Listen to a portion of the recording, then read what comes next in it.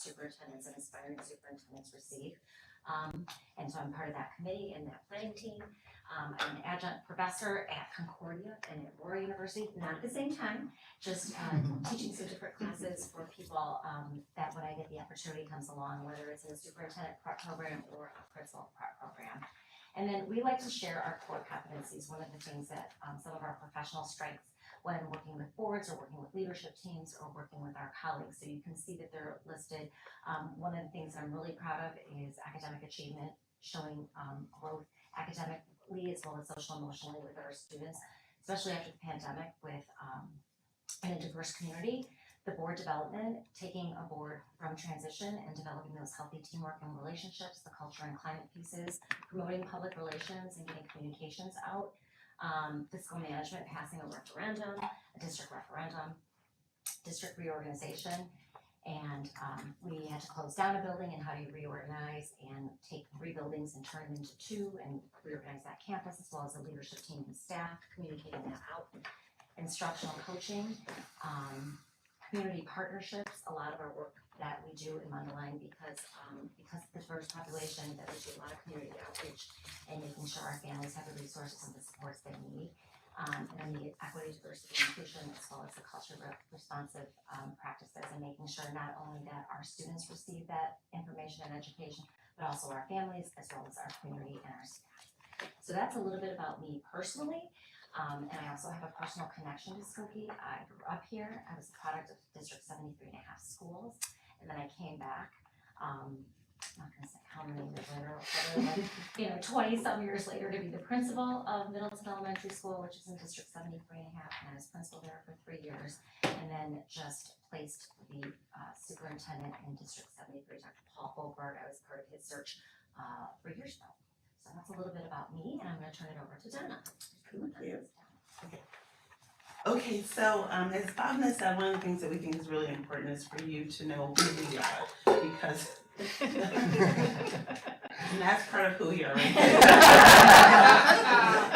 But part of it is just that as you are moving into, really this is the most important decision that you have to make as a board, is who will be your superintendent. So we wanted to make sure that you knew who we are, because it becomes a partnership. It's not just about a search firm coming in and looking and walking away. We want you to know that we are here as a part of that process. So just a few things about me. Actually, Bhavna and I started together as superintendents in 2010. I was at Ridge Township High School District, so I started as a high school superintendent, and I'm currently the superintendent in District 168, which is in the furthest southeast corner of Cook County that you can imagine. It's very diverse, which people are surprised. We have rural, we have farms, we have ranches, we have low income, I have Hispanic, I have a migratory population.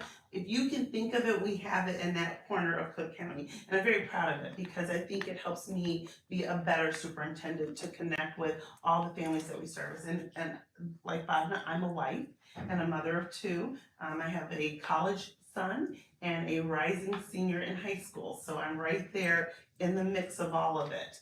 I also serve, as you all are on your local school board, I also serve as a board member for the Illinois State Board of Education. So I'm currently starting my 5th year as the vice president of the school board for the state of Illinois, and 3 years from now I will be gone.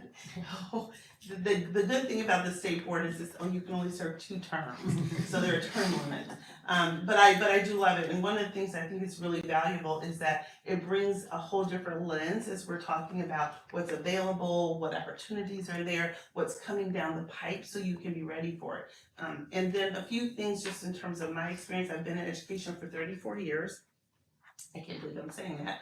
I've done everything from being a teacher to a department chair. I actually left the public sector and worked in the private sector for about 6 years. I worked with the Department of Defense and community schools abroad.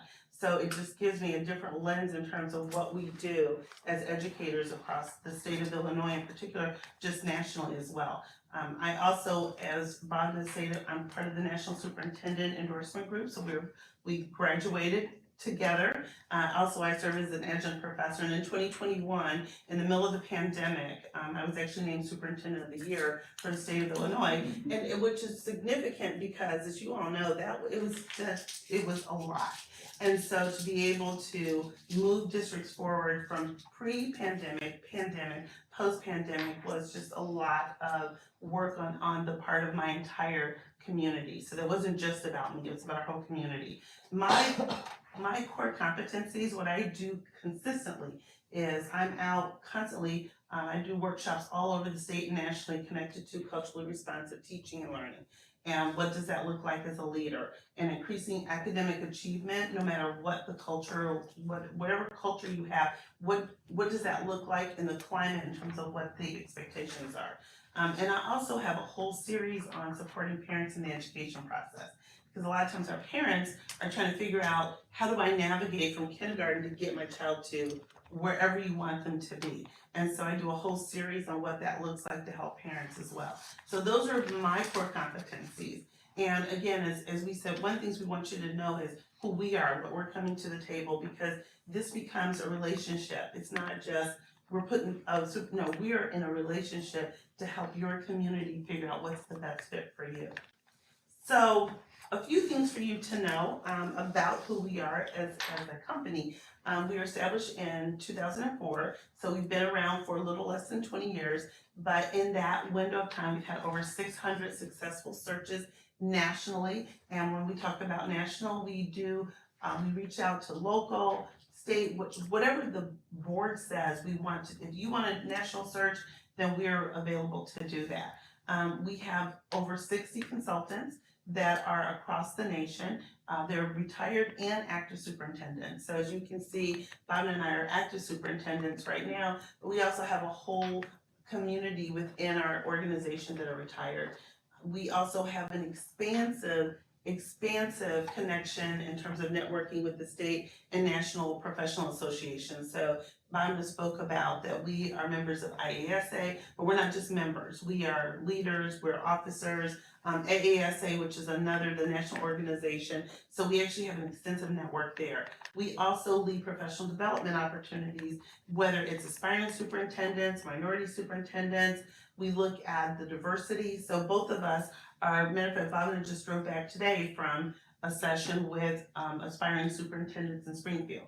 So that's part of our repertoire of what we bring to the table. We are consistently concerned about diversity, equity, and inclusion to make sure that the candidates that we bring to you represent what Skokie wants, what Skokie looks like, what Skokie feels like. So that's part of our charge. I am a very active member with the National Alliance of Black School Educators. We actually just started a whole new chapter in the Chicagoland area, and of course the Association of our Latino Administrators and Superintendents, ALAS is what it's called. In every search, one of the things that we pride ourselves on is we start on time, it's completed on time, and we stay in the budget. That is important for school. I completely understand that as a board member myself. If the budget is X, we have to stay within that budget, and we also are on your timeline. Now, I will say this though, if something happens and your timeline needs to shift because you have different needs, then we're on your timeline. That's the number one most important piece of that. We have a 97% success rate after the first contract. Our Board of Education superintendents are in good standing. So 97% of our place superintendents are there, and everybody, we check in after the fact to make sure, are we in good standing? Are we moving forward? Are we doing what you need for us to do? The other part is the coaching and mentoring and leadership, the transition plan support. So we don't bring in a superintendent and say, we hope this works out. No, we are here to walk through the whole process, the transition process. We provide support, we make sure that there's a mentor, we provide executive leadership support, we will come in and work with the Board of Education as well. And then we also have some pretty strong references. I will just say, satisfied, successful districts that we just worked with, and I actually just did the Batavia search, and that was an experience where Batavia was very clear about who they needed as a community. And when we got to the end of that search, and the person that Batavia ultimately recommended to Batavia and that they moved forward with has been just the best fit for them. And again, it was because it wasn't just the board, it was the community members, it was parents, we had teachers, we had union people, we had a whole host of individuals who came to the table and said, this is what we need. So that's what I'm talking about. Here in Skokie, we do the same thing. And you'll see the list of districts that are successful, satisfied right now, working with us, which is crucial, because at the end of the day, you're making the most important decision you make as a school board, is who is the superintendent? What does that look like? Who is that person and how do they fit with who we are? So those are just some of our satisfied districts, and you can see, and we always welcome you, follow up, ask questions, because we want to make sure that you are comfortable with moving forward with us. So a few things to note. First is, and you'll hear this just from every single search firm. So what makes us different? The personalized plan and the timeline. Number one, the relationships, the process, and the timeline. For us, for Bob and I, that's the greatest part of it, is establishing the relationships. Because we need to know what is it that Skokie District 68 is saying, these are the things that we need in place for the leader, the visionary, the expectations for who is at the helm of our district. Because it doesn't just impact, I mean, you all come and you're here at your board meeting, but when that superintendent has to be there all day working with the staff, working with principals, working with the cabinet, working with teachers and parents and students, the PTO, the Chamber of Commerce, we want to make sure that we are an integral part of that. So you tell us, the faith community, we need you to meet with them. We need you to meet with the fire department, whatever it is, we're here. Because we want to be a part of the relationships that make Skokie work. And we want to be a part of the relationships that make Skokie climb to the next level. Whatever that level looks like for you, we're there for that. So that usually is about 30 days we go through and we establish what relationships are you interested in making sure that we cultivate, and what does that process and timeline look like. After that, then we actually create the candidate profile that's centered on what your vision and core values are based on the information we collect. Because it has to be centered on who you are. It can't just be, we need a good superintendent. No, it has to be, we're concerned about, and as in your strategic plan, you talk about culturally responsiveness. That I would expect would be part of what the profile looks like. That would be an expectation. We might find as we're in the relationship that there's other items that maybe aren't even in your strategic plan yet. But you all have been talking about it, but it just hadn't made it there yet. So those are the kinds of things that we look at to make sure that we're connected to what you want and what your needs are. And that's usually in that 30 to 45 days. That doesn't take a long time for us to do. Once we build those relationships, we move forward and we're ready to go with and we will send it to you, to your board president, to however you designate it, and then you give us feedback. And we kind of go back and forth until we get to what does that look like. Then we move into what's called phase C, which is our third phase, which is we collaborate with the stakeholders you identify.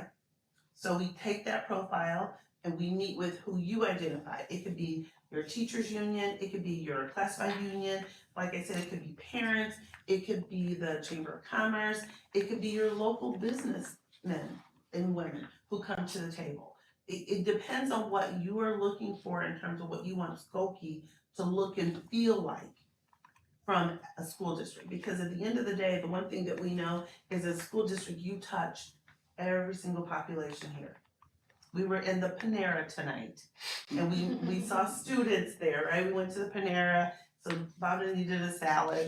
But that's important because we want to know who's in your community, and then who are the stakeholders that you want us to listen to, and really take that information. And then from that, we develop a pool. And one of the things that's important about our pool of candidates is far and wide. We don't have a set number of candidates that we say, oh, these are good. No, our candidates are connected to what your stakeholders said, what you said. That's how we go and develop that pool of candidates. And that's usually about a 45 to 60 day process. And then you'll see, then we actually have to screen them, and our screening process is pretty intense. So you don't get to just come sit in front of the Skokie school district 68 board, if we go through a very intense screening process to ensure that the people we bring to you, not only do they match your requirements and what you're looking for, but they also match what I call the smell test to make sure if you Google them, that they're gonna be Googleable and you'll be comfortable with them. So that's important to us. So we do a screening, we select, and you all then tell us kind of that process. We interview the candidates, we finalize the details, and then there's an announcement. So we stay with you through the whole process. So there's a whole process that gets you to how did we land on this particular candidate. So I'm gonna hand it off to Bob. I don't know what else I could say, you went through like. Oh, all the sorry. Detailed stuff, so it's great, no, it's great. And I think what Donna said is just completely spot on, it's everything that we're doing is making a personal connection to you. We all talk about personalized learning environments for our students, you know, teach them where they are and reach them where they are. We do the same thing with our staff, we personalize staff development for them. We do the same thing with our community and making sure that we meet the needs with them with resources. Well, what Schools That Connect does with boards is we make sure that we know who you are, what is it, what are your needs, what is your culture and climate, because every single district is different. We don't come in with a canned proposal and say, this is what we're doing, this is how we're doing it. If you want something different, we're gonna provide that for you. So again, we're gonna focus on your vision, your core values, what you've outlined in your strategic plan are the priorities. We're gonna meet with all of you, you know, if and when, and we hope we get the, we're selected. We'll meet with you whenever you need us to, whenever you want us to start this, if you want us to start late summer, early fall to get out and get that first slate of candidates out there, we'll do that. We'll meet with each of you individually, we'll figure out what our communication protocols are. We'll come in and meet with staff personally or as Donna said, any kind of stakeholders that you've identified, but we're gonna come here to do it. We're not gonna do it via Zoom unless that's what you prefer, but we wanna understand and learn the culture and climate of Skokie. We wanna understand what do kids look like, what our staff look like, what are they feeling, what are their priorities, what are their needs, what do parents want, what do community members want. We wanna be able to touch, see, and feel that. Like I said, Donna said, we went to Panera, we were able to see so much of that melting pot come together. So we want to be able to feel and see that, because when we go out and recruit, and we go out and network, and we go out and find candidates, we want to be able to speak from our heart, this is what Skokie needs. These are the kind of people that we're looking for. And we'll be able to know right away, like, oh, maybe that's, this is not the person that we want. I've worked with another search firm, and the reason that I came here is because of the personalized process and also the diversity of the consultants and the diversity of the candidates that we focus on. I think that's one thing that's super unique about Schools That Connect, and I'm just proud to be a part of it. But we'll advertise locally. If that's something you want to do, we'll advertise nationally, and that'll just depend on the cost. We'll go through that later. But however, if you want this to be a national search and get people from all over, we're able to do that. As we talked about earlier, we have a national firm with retired and sitting superintendents. We are so connected, whether it's at a local level, a state level, or a national level, with just the networks and the resources, and as well as the connections that we have. So even today, I did a presentation for aspiring superintendents, and I was looking in the room, and then I talked to the facilitator after. I'm like, who here is ready to be a superintendent? Because I'm thinking in my mind, who do then we tap if we get the search? Who could be, a good fit for District 68? As Donna said, we thoroughly screen, we do a reference check. There is an extensive reference check, criminal background check, if that's what you choose to do. We're gonna present a slate of candidates. We don't have a bench of people that we put into every single search. Every search is unique, all the candidates are unique according to what it is that you want or what you feel is necessary for your community. If needed, we'll facilitate trainings and the interview process with you. If this is something, obviously, Jim's been here for 9 years, so we haven't done this for a while, which is a good thing. That's a real great success record that you have. So if this is something that you want to work with us, we will facilitate interview questions, we'll facilitate the process with you. We will be as hands-on or as hands-off as you want, we'll be as visible as you want with you, and we'll walk you through the process. So we're here to support you through that. And then also the employment contract. You find your candidate, and then we will research the employment, we will research comparable salaries, benefits, all of those things are included regionally. If you want to, we'll be able to provide that information. We'll be able to walk you through that employment contract process. We'll be able to even facilitate with the attorney if you want us to do that. And then the thing that I find is really unique is that ongoing membership. IASA, which is our state organization, will assign the new superintendent a mentor. They have a state level mentor, but they have two mentors right here, whoever they feel comfortable with, will have that ongoing relationship with. We both have successful track records. We're on our third superintendencies. Those are good things, right? We've been able to see really diverse communities. We've both worked in rural, urban, suburban, rich, poor, crazy, normal. We've worked in it all. But we're able to share those experiences because that's who's made us who we are. We're able to learn from those experiences and we're able to pass on that wisdom to newer superintendents. This is a destination district. So somebody that's gonna come here is probably gonna be young or mid-career because this is a place where they wanna stay and they wanna retire. Similar to what Jim has established here. I think it's something that's a very, very, very desirable place to be. So those are the people that we're gonna be looking for.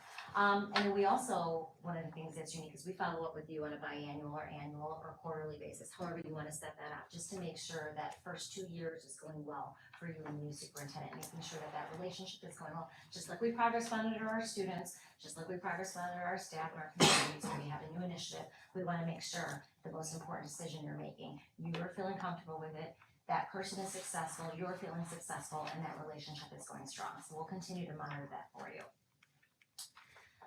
Guaranteed success and satisfaction. If the first slate of candidates, and you get to decide, what we usually do is we'll probably screen 12 to 14 people who apply. We'll screen the top, and then we will bring you a slate of 6 to 8 if that's what you prefer. If that first slate is not people that you would consider to be your top choice, we will bring you back some more, and we'll re-advertise. We're not gonna go back and get the next 6 that we didn't choose. We'll go back and we'll re-advertise that, and you won't have to pay for that piece. If the superintendent resigns or is dismissed for any reason within the first 2 years of the contract, we will come back and do the search for you at no additional cost. And also, we will not recruit because we know we're gonna bring you the best of the best, and there's always searches going on. We will not recruit your candidate that we place here for the first 2 contracts. So that could be for a period of 6 years, if there's 2 6-year contracts, or if there's a period of 2 5-year contracts, or whatever that looks like, but we will not recruit, we promise, your candidate. So that's something, a guarantee that we stand by. So associated cost, you're gonna see this tonight from many of the firms, is there's a consultant fee. Our consultant fee, which is all inclusive, is $14,500. And then you get Donna and I, plus you also get a retired superintendent. What I mean by that is a retired superintendent, because we both have jobs. If there are things that you need during the day, that's something that we can't respond to, or somebody can only meet during the day and Donna and I are not available, that retired superintendent kind of comes in as our backup and will be able to make that connection with you. And that person, once, if we get the contract, we'll identify them and they'll also meet with you. Whatever regular expenses we are, whether that's travel or copying, is not to exceed $1,800. And then we will do a criminal background check if you choose to do so for an additional $800, and we'll bill you that directly. You'll be able to see that. And then whatever kind of advertising you want to do, if you want to do something locally, there's a lot of free things that IASA does. We put stuff on our website that's at no cost. But if you want to do something more of a national level with AASA, with Ed Week, or to organizations that we talked about earlier, we can definitely get the prices for you and provide that for you. In addition to, we do executive coaching. So the transition support that we talked about, if that's something that you want us to do, if it's a newer superintendent or somebody to work with you and do a board transition, reorganization meeting, we're happy to facilitate that training. We can do some executive coaching with your new superintendent. We can also do 360 evaluations with you, as well as the district cabinet with that new superintendent. So whatever it is, we can provide you with the menu services of how we support you through the transition and that new superintendent with his or her role. As I shared with you before, I worked for a different search firm, and the reason that I chose to come here because of all the things of why I feel, Donna and I feel that we are unique, and I truly believe that we are unique. And the fact, right, as we've said, you get to know us personally.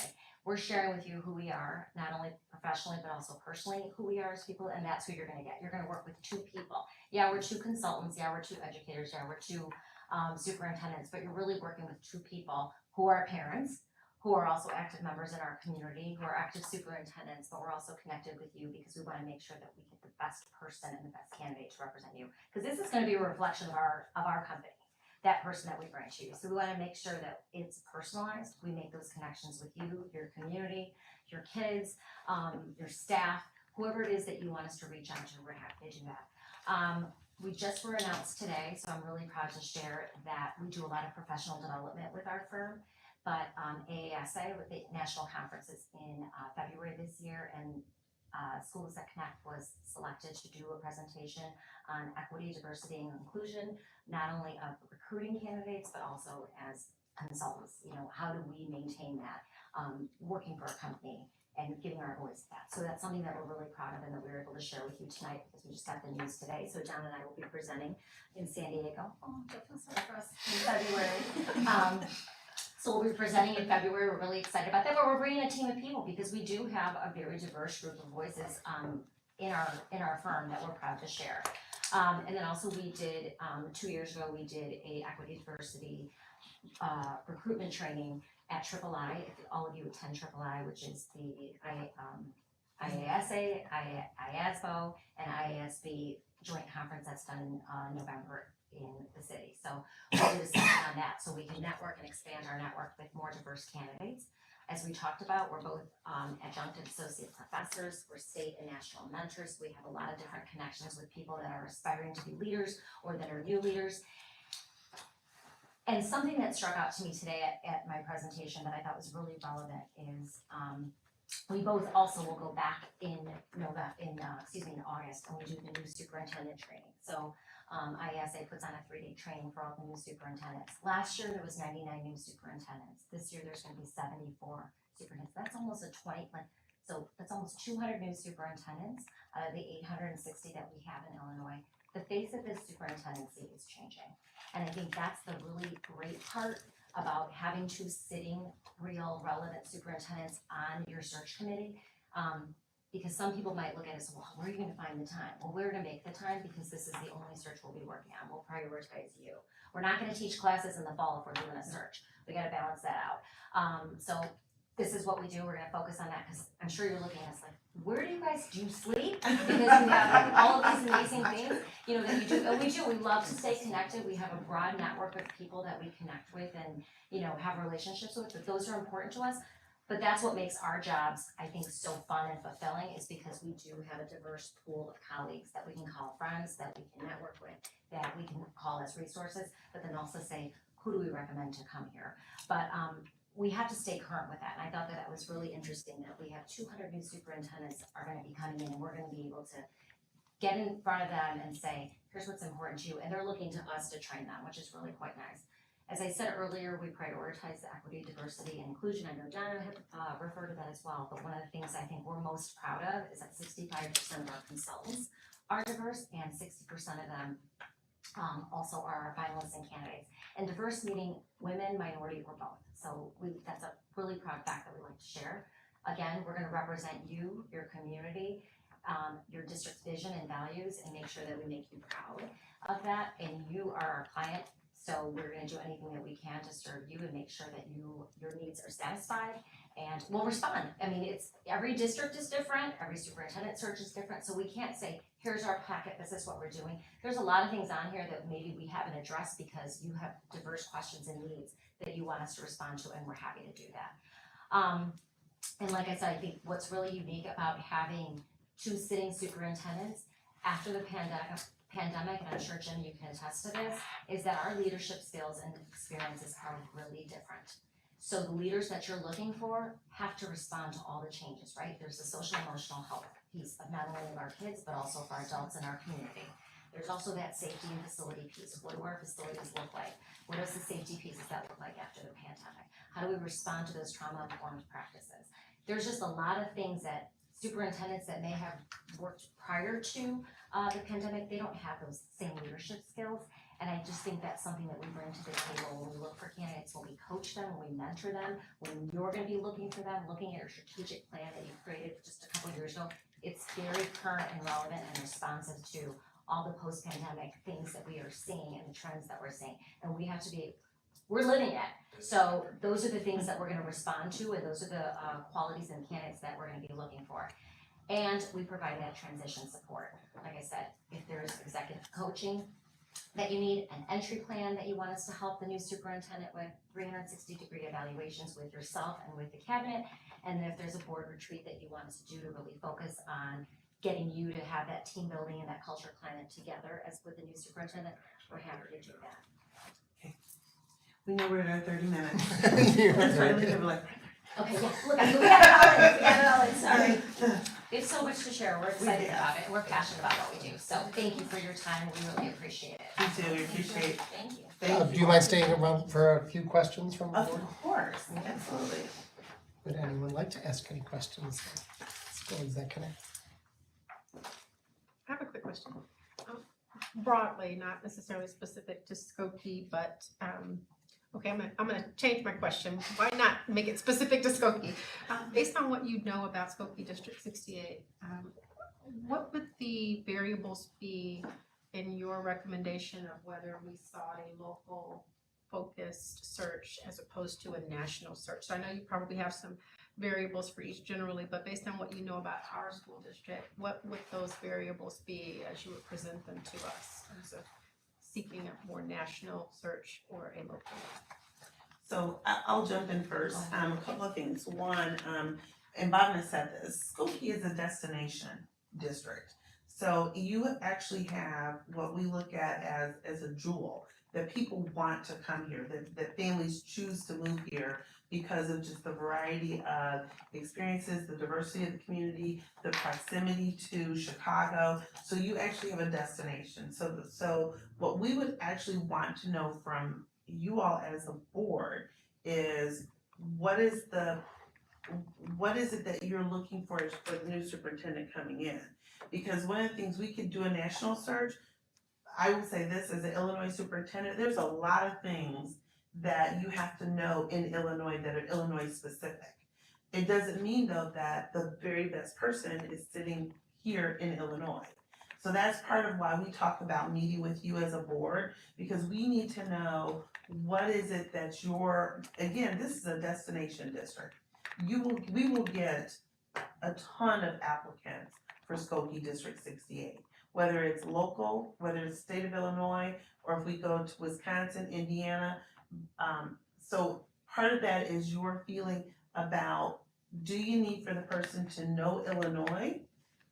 Or are there other items that you think are more pertinent for them to know in terms of, let's say, culturally responsiveness to your staff, social emotional well-being? So that therein lies the question for the board.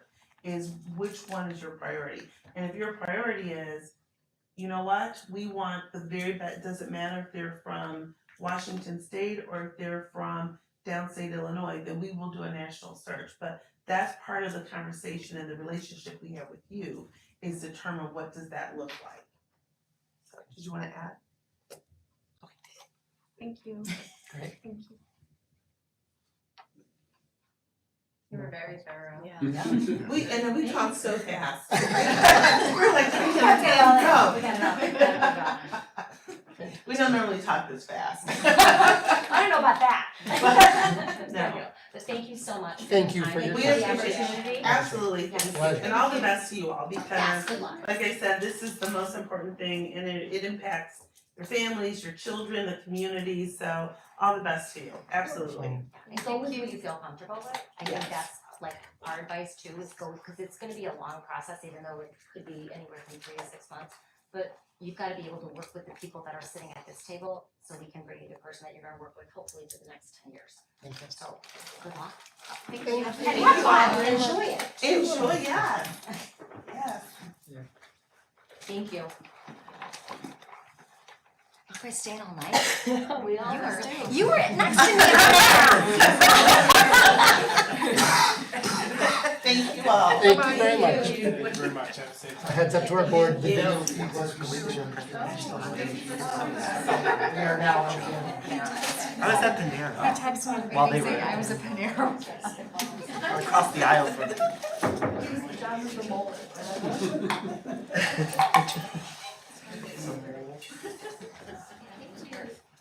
They do that, mentoring stuff for transition in the first years, that part of the students.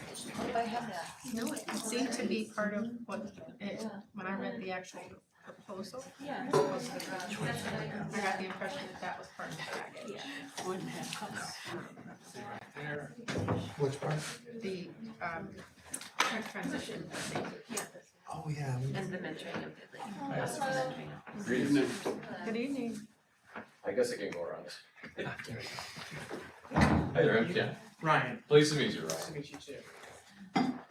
I'm Ken. Pleased to meet you. Thank you. Thank you. I'm Ken. Pleased to meet you also. Pleasure, I'm Joe. Hi. Pleased to meet you. We've met. Hey, I'm Ken. Nice to meet you. Thank you, likewise. You see, this number 12 has their work background, so. Thank you.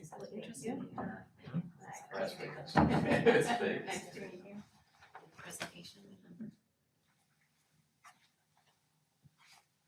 Welcome, Dr. Arndt.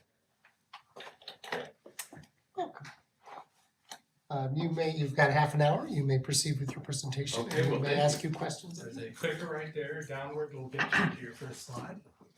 Hopefully. Oh, that's the other company. That's good. Oh, the other downward. There you go. There we go. All right, there we are. And then water. Oh, well, thank you very much. Well, thank you for allowing HYA to present tonight. We realize this is a new endeavor for you, in that you have not done this in 10 years. Congratulations. Which really is unfortunately uncommon in Illinois right now. Mhm. The average superintendent tenure is less than 3 years. And so unfortunately, or for HYA, business has never been better. So my name is Ken Arndt. I'm one of the senior associates for HYA. And Jane Westerhold and Connie Collins would like to be here tonight, but they had other family obligations. So unfortunately, you just have me. But HYA has been in the superintendent business for over 35 years. And we also realize that you have a tremendous responsibility right now in trying to find the next leader for your school district. And it's a very important task. It's probably the most important task any school board can ever do. Because the leader whom you select will make the pathway for the next generation. And also the board with the superintendent has to be together in order for things to be accomplished. So you have an awesome responsibility. And we're here to help you find the best match. So again, you've just met me. These are other members of my team, Connie Collins, Jane Westerhold, and also behind the scenes is Danielle Martell. What separates us from our competition right now is that all three of us have been recent interim superintendents. So I'm finishing up as the interim superintendent for Arlington Heights 214 the end of this month. Connie Collins was the interim superintendent for Lake Forest just last year. And Jane Westerhold was the interim superintendent for Highland Park. So again, we understand the nature of this business. We're all three retired. We can all devote our entire time towards this search because this is the only search that we would do. That's one thing that HYA does. We make sure that nobody is overextended and nobody can take on more than 2 searches at any given time. But at this particular case, our team, this will be the only search that we do. And in terms of the industry landscape, HYA is located in Schaumburg, but we have a national presence. In fact, right now we do 33% of all nationwide superintendent searches. And you can see how HYA is compared to our competitors in that we receive most of the searches. And again, we do this because we want to help the profession, but more importantly, we're also local. So if you select HYA, all three of us live in this immediate area. Our fees are fixed. There's no negotiating. Everything is exactly as we present. We realize that we are the most expensive, but at the same token, you're also looking for your #1 employee. And so you will be hiring 3 people, actually 4, and not just 1 or 2. And so again, we have a nationwide focus, but we're all local.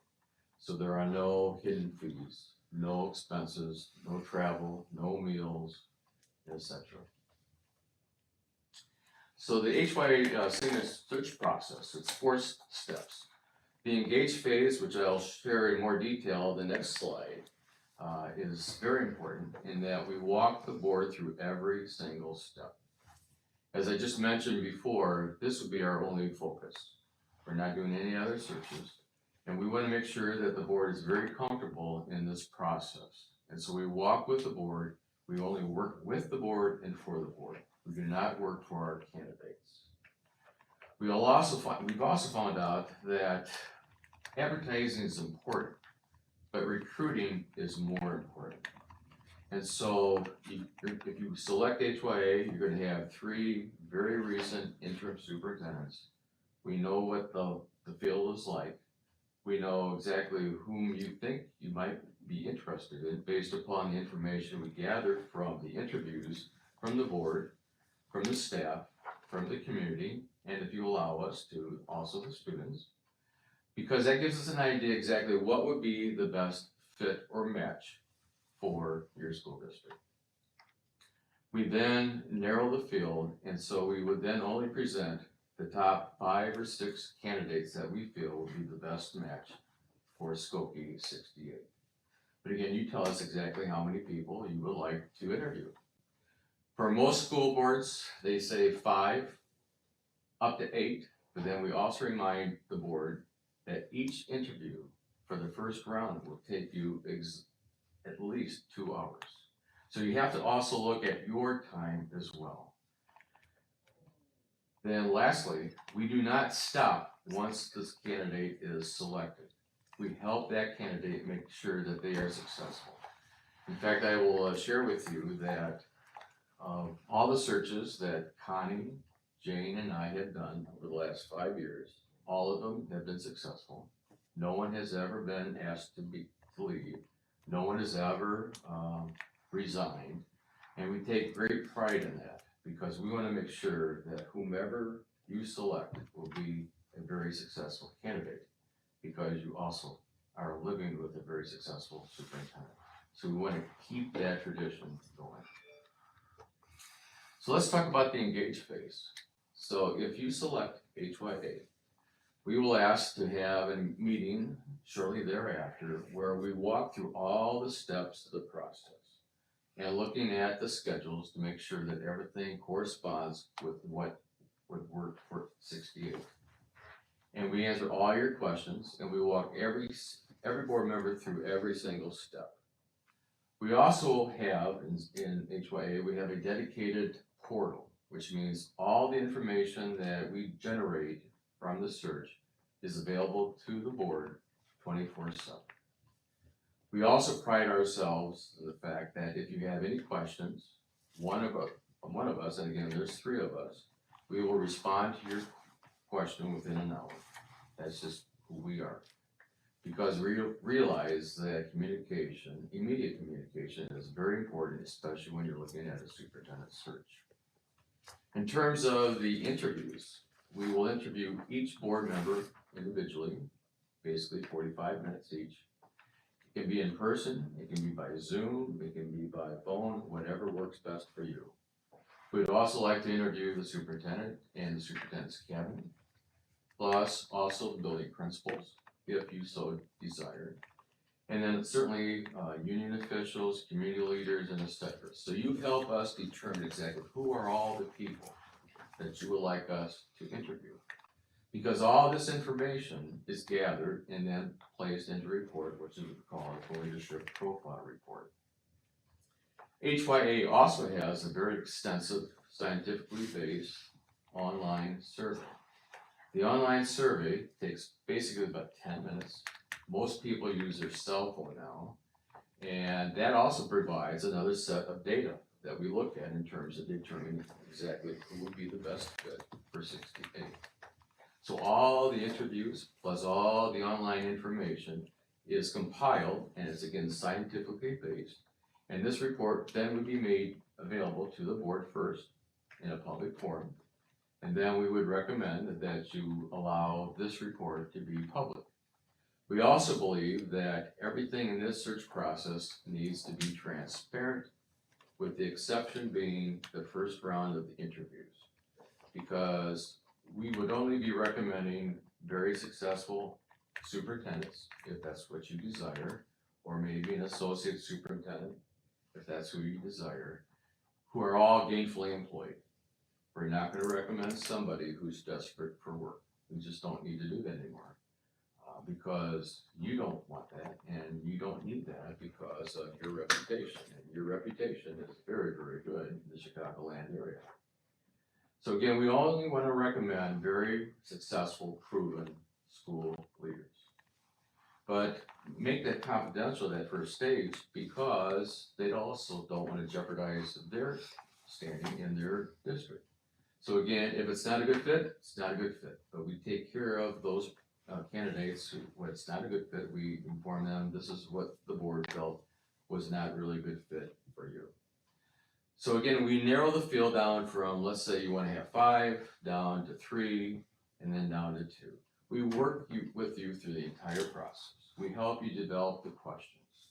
We give you training in terms of what to ask and what not to ask. We also share with you all the information we know about these candidates. As I mentioned earlier, advertising is important, but recruiting is more important. In fact, about 80% of the persons that the board select are from those who were recruited. And during the interviews that we will conduct with the board and with the staff and with the community, our last question is there somebody you feel who would be a good fit to be the next superintendent of 68? And that's also the most difficult question, because a lot of people really don't know, but at the same token, we get a number of names. And so we follow up on all those names, and we'll call that superintendent and say, you know, your name came up in the interviews for Skokie 68, would you be interested in applying? And sometimes they are flattered and they say, yes, I am. Or they'll say no, but I know somebody who would be a good fit. And that's how the recruiting works. It's the old style fashion, not high tech, it's personal interviews, contacts. Again, the focus groups, again, those are determined exactly by whom you wish us to interview. It could be members of the faith community, Chamber of Commerce, it could be the local mayors, etc. It's basically, we interview the people that you wish us to interview. And likewise with the community forums, we will do as many as you would like us to do based upon the needs of your community. And again, all this information goes into the leadership profile report.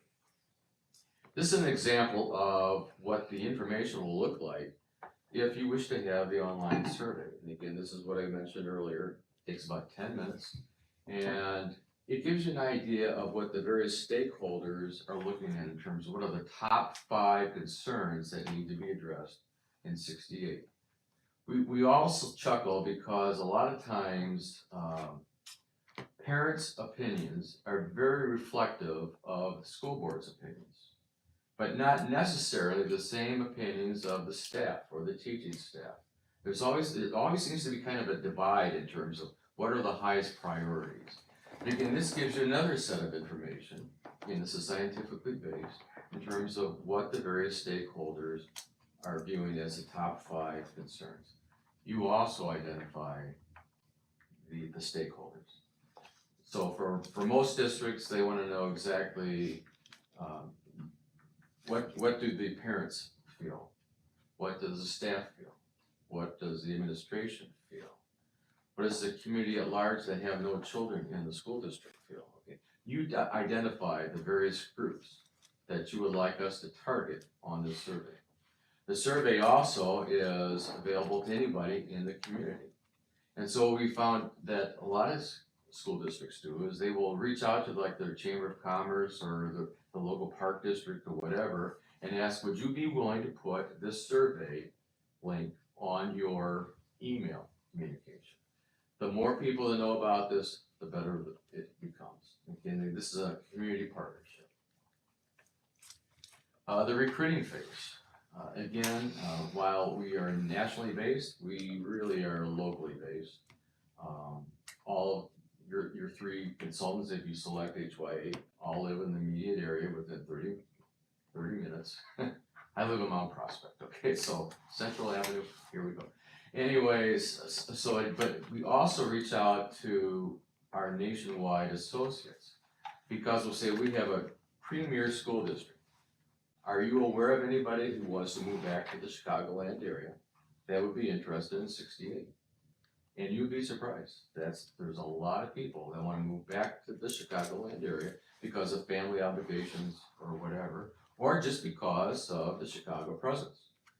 Not too long ago, we recruited a very successful superintendent from Ohio who wanted to have his young family move to the Chicagoland area because of Chicago.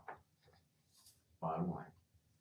And that's happening more and more than perhaps we realize now. We really do live in a desirable area, despite what we read in the media and what some politicians say. So again, this is a very desirable community, a very, very desirable area to live in. We are also very, very diverse. We have associates that are part of the Black Alliance, the Latino Association. We do a lot of pro bono work.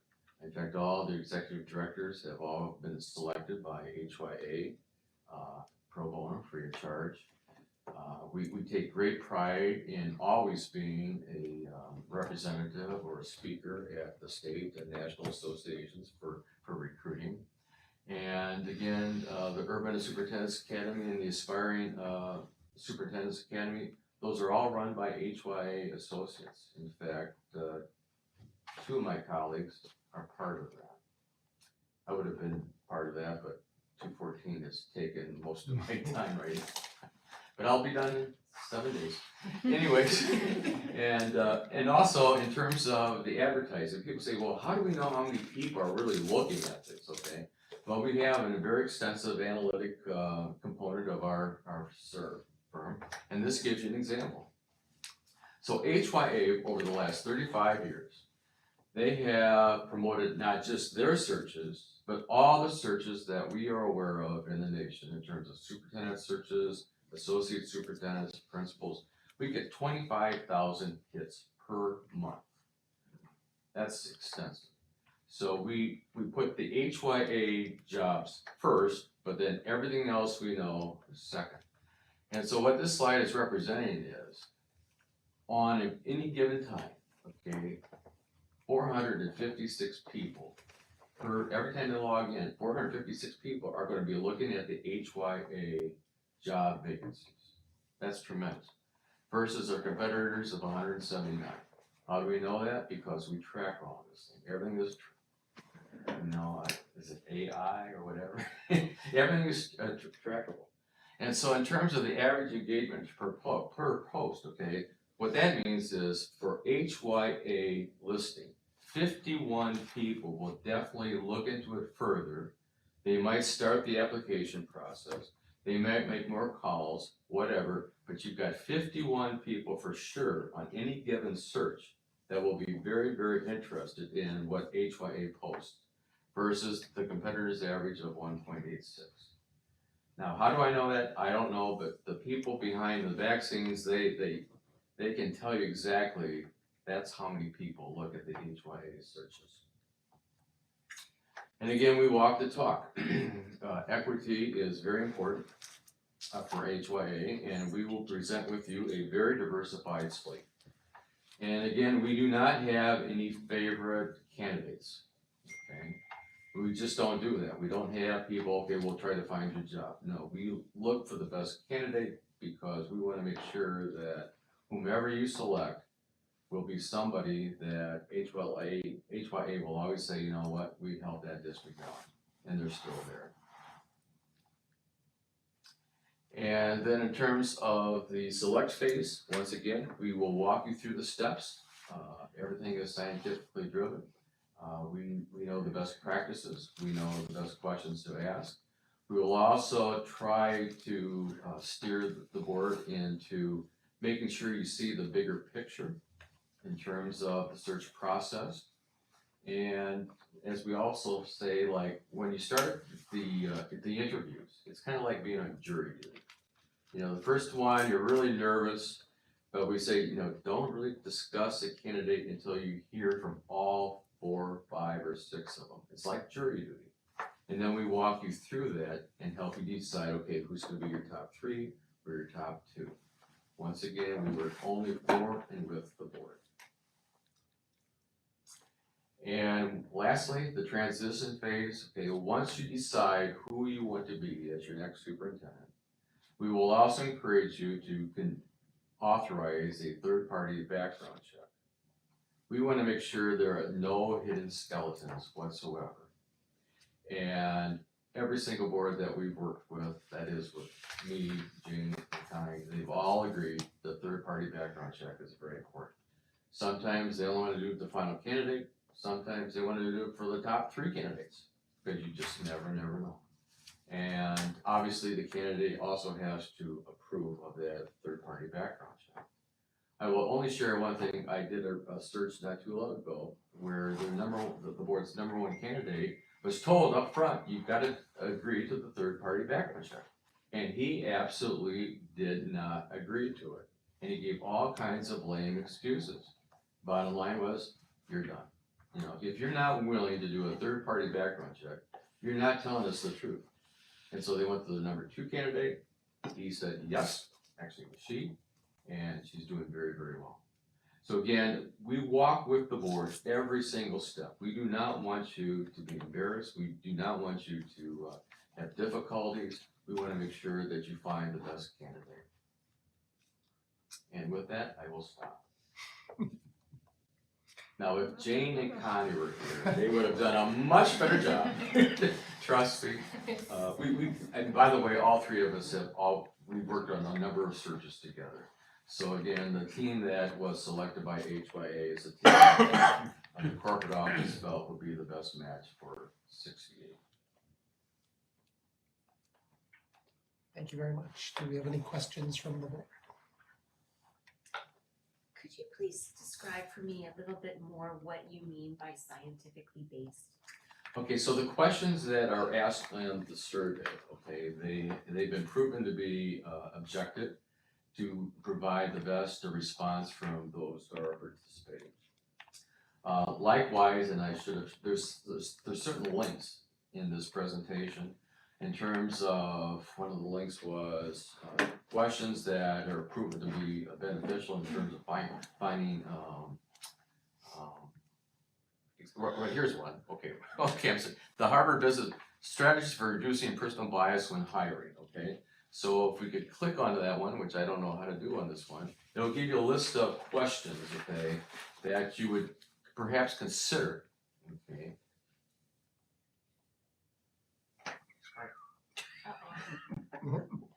If it's on our cell phone, it would work right away.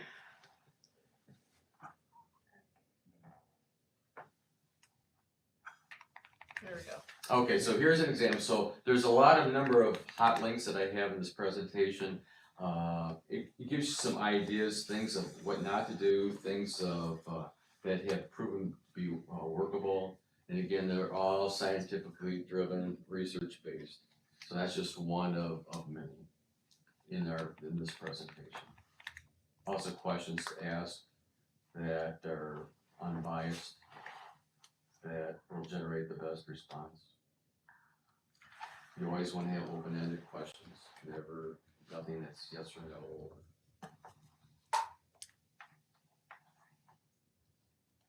We also look for proven leaders.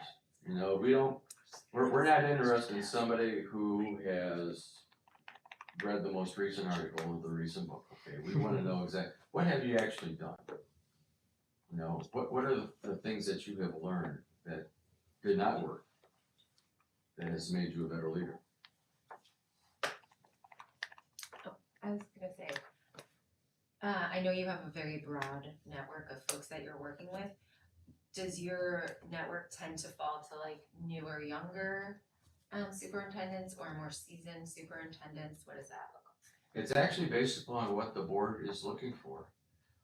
Some of the boards, they would like to have someone newer in the profession, okay? versus other boards, they wanna have somebody who's going to be more seasoned. Most boards, they wanna make sure that the person, whoever is hired, will last at least 3 years minimum, hopefully 10 years. Nobody wants to have, it's up to the board. Some boards are willing to, take on as their next superintendent, somebody who's been a proven, like, number 2 person. Or a person who's been a very successful principal, who now wants to be in the central office. For me, the clarification is, do you have extensive networks with principals, assistants, like everywhere besides superintendent? Yes, we do. Yes, we do. Because we know who's also applied for other positions. And we also can, through our HYA network, we can look at what is their present position now, what was their positions past. Yes, to answer your question, we can. We have time for one more We don't. question. Based on what you know about District 68, I was wondering, you are a local firm with a national reach, and so based on what you know about District 68, how would you go about advising this board, the variables that will go into whether to do a primarily local search for a superintendent or to open it up to a more national search? Well, What are keep the in- variables that need to go? Right. Well, keep in mind, if you select HYA, you're gonna select 3 very local people who know the Chicagoland very, very well.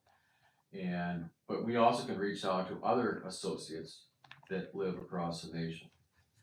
I would say, we didn't really talk about this, but in terms of the advertising package, because of your reputation and because of the Chicagoland area and because of the HYA network, again, we get over 25,000 hits a month. I don't think you really need to look at a nationwide advertising search, because we can also reach out free of charge. We're also members of the same professional organizations, IASA, Your Cook, etc. And so it would definitely be a local search, but if the board, and it depends on the board, sometimes they want to really reach out and look at exactly who's interested across the nation, we can do that also.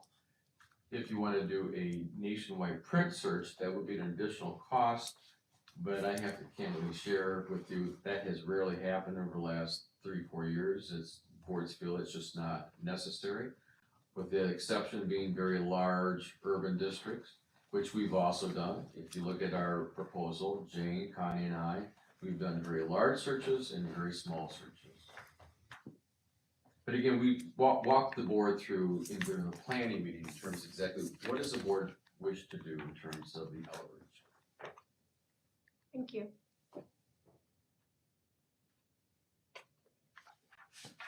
Wonderful. Thank you very much for your time. It's been a pleasure. Thank you. Thank you, and we wish you the very best in this very important endeavor that you're embarking upon. Thank you very much. Thank you. You know, I'll take my cup with me. I should also, Connie, Jane and I, we also have fun at research. You know, we also try to make it fun for the board because we realize it's very important. So, thank you again. Thank you, take care, bye. Thank you so much. Hopefully it's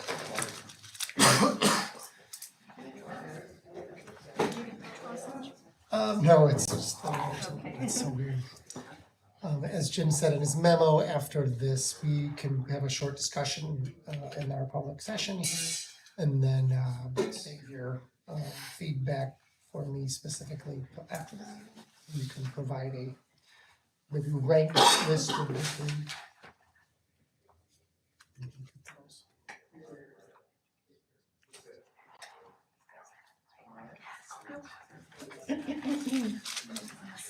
Hot seat for us?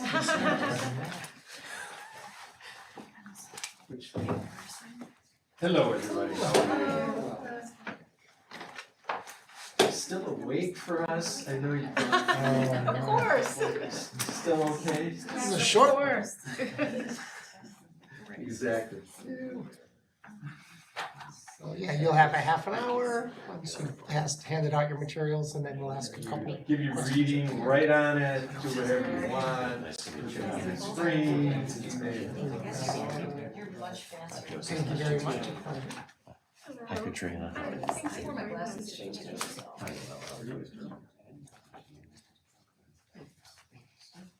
We were just right on the spot with this one. Me and Will still have glasses? No. Unless you were in contacts, we just realized I'm the only one without glasses. I do. Your young eyes are looking for me. Your turn's coming, just. Oh no, this has been burning. These are my- Ready to say something like that, in good time. Yeah, no, this hurts. You need one more? Good time, it all, You know what, Taser? it all falls apart.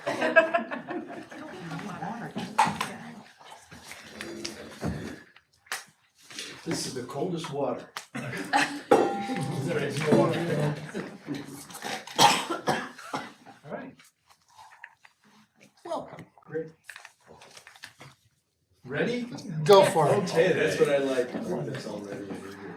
Well, hello, we are BWP and Associates. I'm Mark Friedman and I'm Phil Earhart. we're gonna tell you a little bit about ourselves because if you're gonna work with us, you need to know a little bit about us.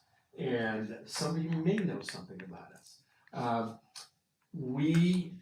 I started my career in this area basically as the assistant superintendent in District 74 in Lincolnwood. And I was the assistant superintendent for 5 years. Did a lot of collaboration with District 68 at the time. So we did summer programs, we did after school stuff, we did a whole bunch of things. I don't know where the relationship is today, but in those days it was great.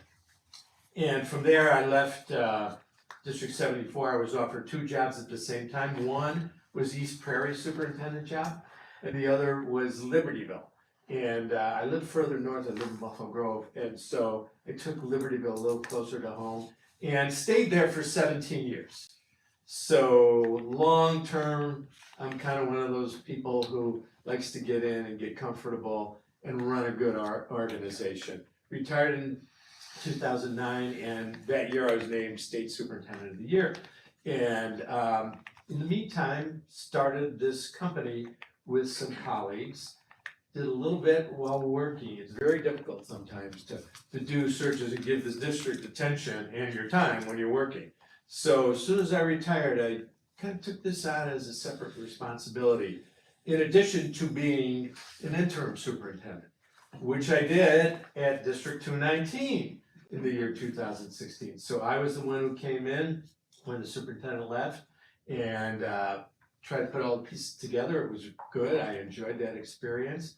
And then I also did the same thing at Hawthorne in Vernon Hills in 2018-19, Elk Grove Village. And I spent a year and a half after I retired in Winnetka, District 36, as their interim superintendent. So our roots, my roots are very deep here. Parents lived here, my aunt lived across the street, passed away a year ago, but lived across the street, so I came by here all the time. No District 68 like the back of my hand. Phil, I'm sorry I overtalked on that. No problem. You go for it. I'm Phil Earhart, and I was an administrator in suburbs of Indianapolis, Cincinnati, and then in 2007, both of our children got jobs in Chicago, which was great. And so we moved up to be with them, and I was superintendent in Benjamin District 25, which is in western DuPage County. I retired for 6 weeks and flunked that, and went back and was named interim superintendent of Evanston Skokie District 65. So like Mark, I'm very familiar with the Skokie area as well with that. In addition to that, I'm also the executive director of the Midwest Suburban Superintendents Association, which is 8 Midwestern states, and their superintendents who are on selected only to come, 10 from each state, and I'm the director of that.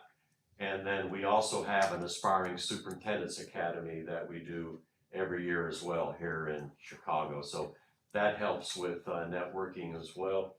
I've been with the firm for 13 years and have been a partner for the last 5 years. So between us, we estimate, excuse me, must be that cold water. Yes, we estimate that we've done over 150 searches between the two of us. Individually, not to mention our company's done over 800. We are a national company. We just finished doing 3 major searches: Charlotte, North Carolina, Savannah, Georgia, and Alamance, North Carolina. While we concentrate mostly in this area, Phil and I are more local. He lives in this area, I live in this area.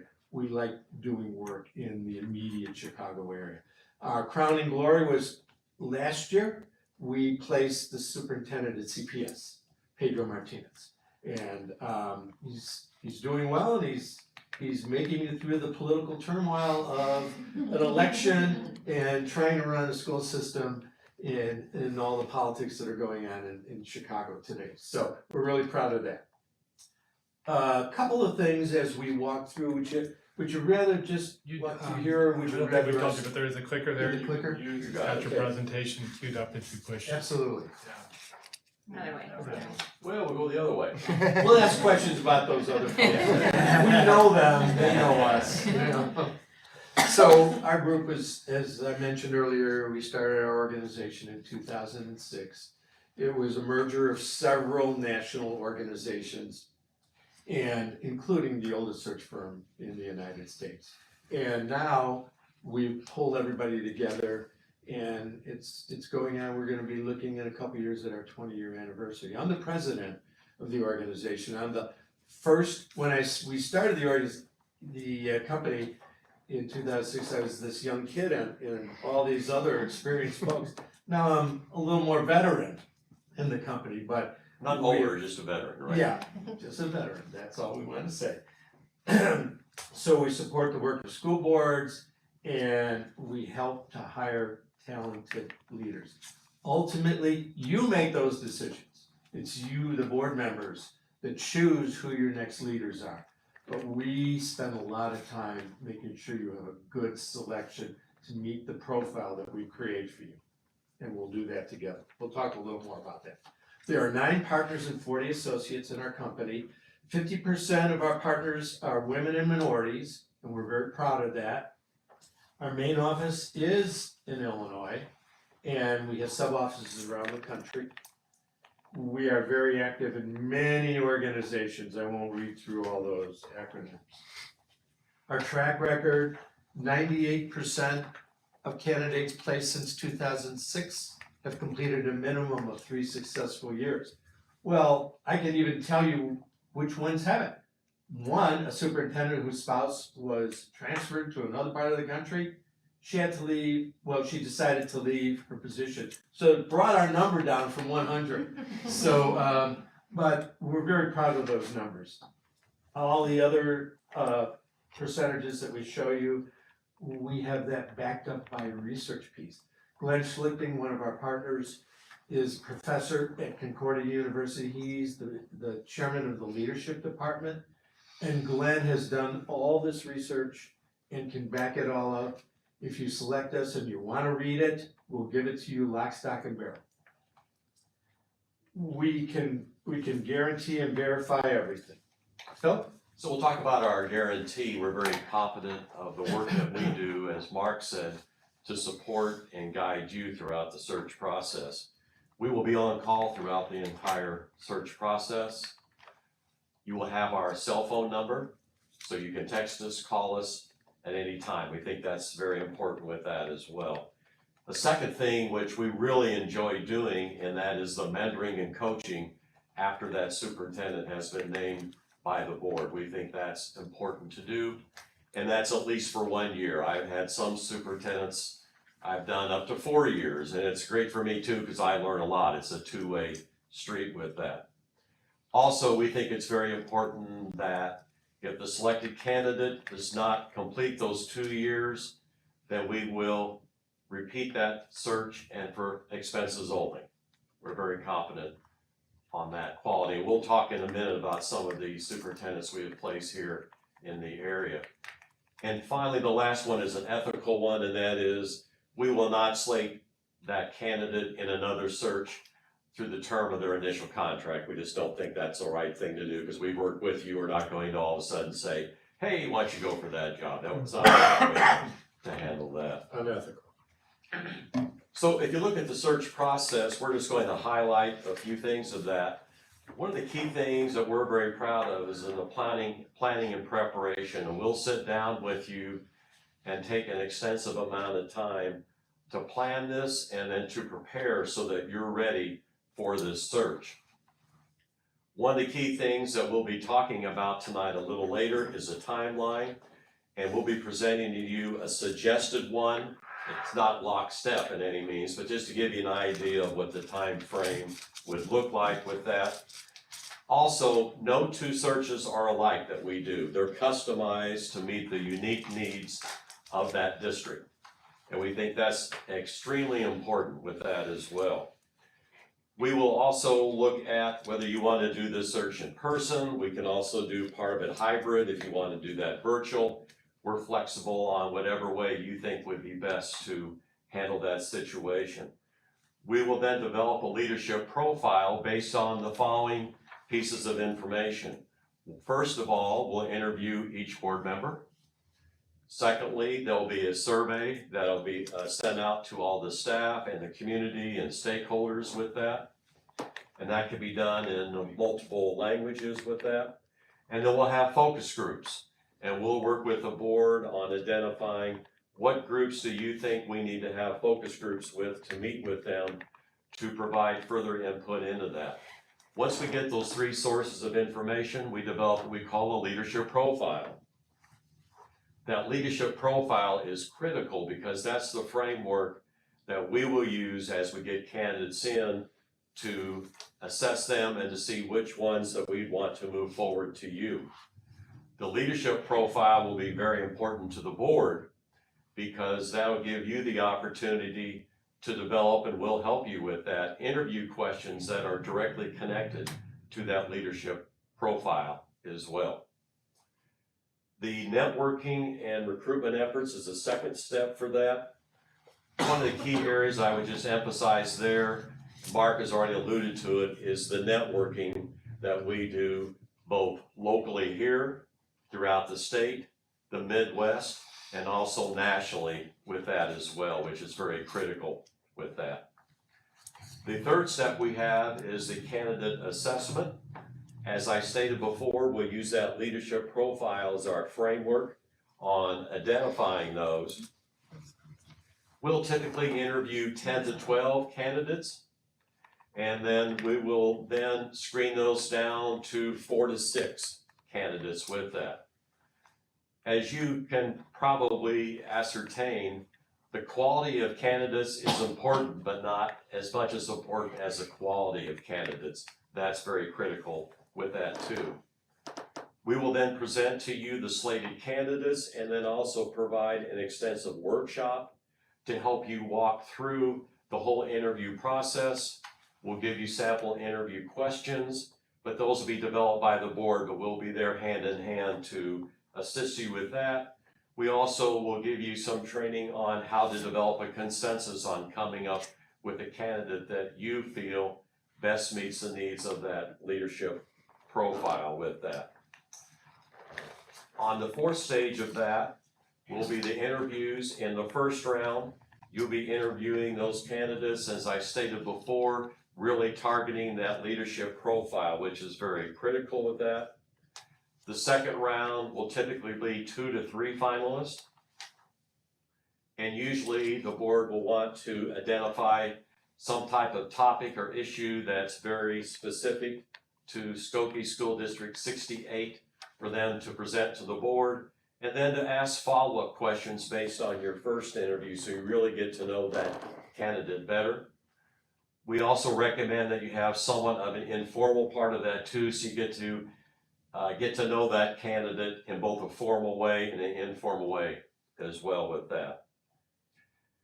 The stakeholder input, if the board would desire to do so, we can assist with that, and of course that would be an advisory role of anybody that would be involved as stakeholders.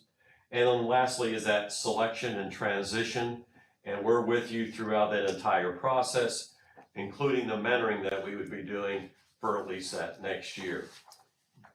Mark's going to talk to you a little bit about the fees. We try to be very transparent with our fees, so you know exactly what the fees include. Mark? Very simplistic. The basic fee is $15,800. There are some approximate expenses, and the range would be between $900 and $1,600, more to the low end than the high. The question always is, are there extra things that a board would ask us to do on the front end that we didn't build in? And if we didn't give you a range, we wouldn't leave ourselves a little room to accept any request that you have. Regurgitate data, whatever it is that you want, we cover it in that. So there's no like, oh, we need to add $10,000 to the search. No, what you see is what you get. This is it. And we're proud of it. We keep our costs low and we keep our costs to the point. You'll be happy about that. You watch the dollars. Advertising today in the electronic age, we don't spend anything on advertising. You get the benefit of our organization being a member of the Illinois Education Job Bank, which is the statewide posting. BWP is the member. When we do a search, the district gets the benefit. You're a member, we could use your membership. Either way, the costs are minimal. We eat whatever it is because they just don't run up much. The old days, there used to be a newspaper called Education Week. It still is published, but it used to have a job posting section, the last 6 or 7 pages. Well, due to, again, electronic postings, it's down to about 1 page, and very few people see it or read it anymore. So it's all online. So no surprises. And then we have just this last page that we just sort of like to highlight with you. And there's a lot of names of districts squeezed in there. And these are just some samples. And we just finished up right in the area. We just finished in Avoca. And it was very interesting that in Avoca, they selected Sandra Argine, who is the assistant superintendent at District 219.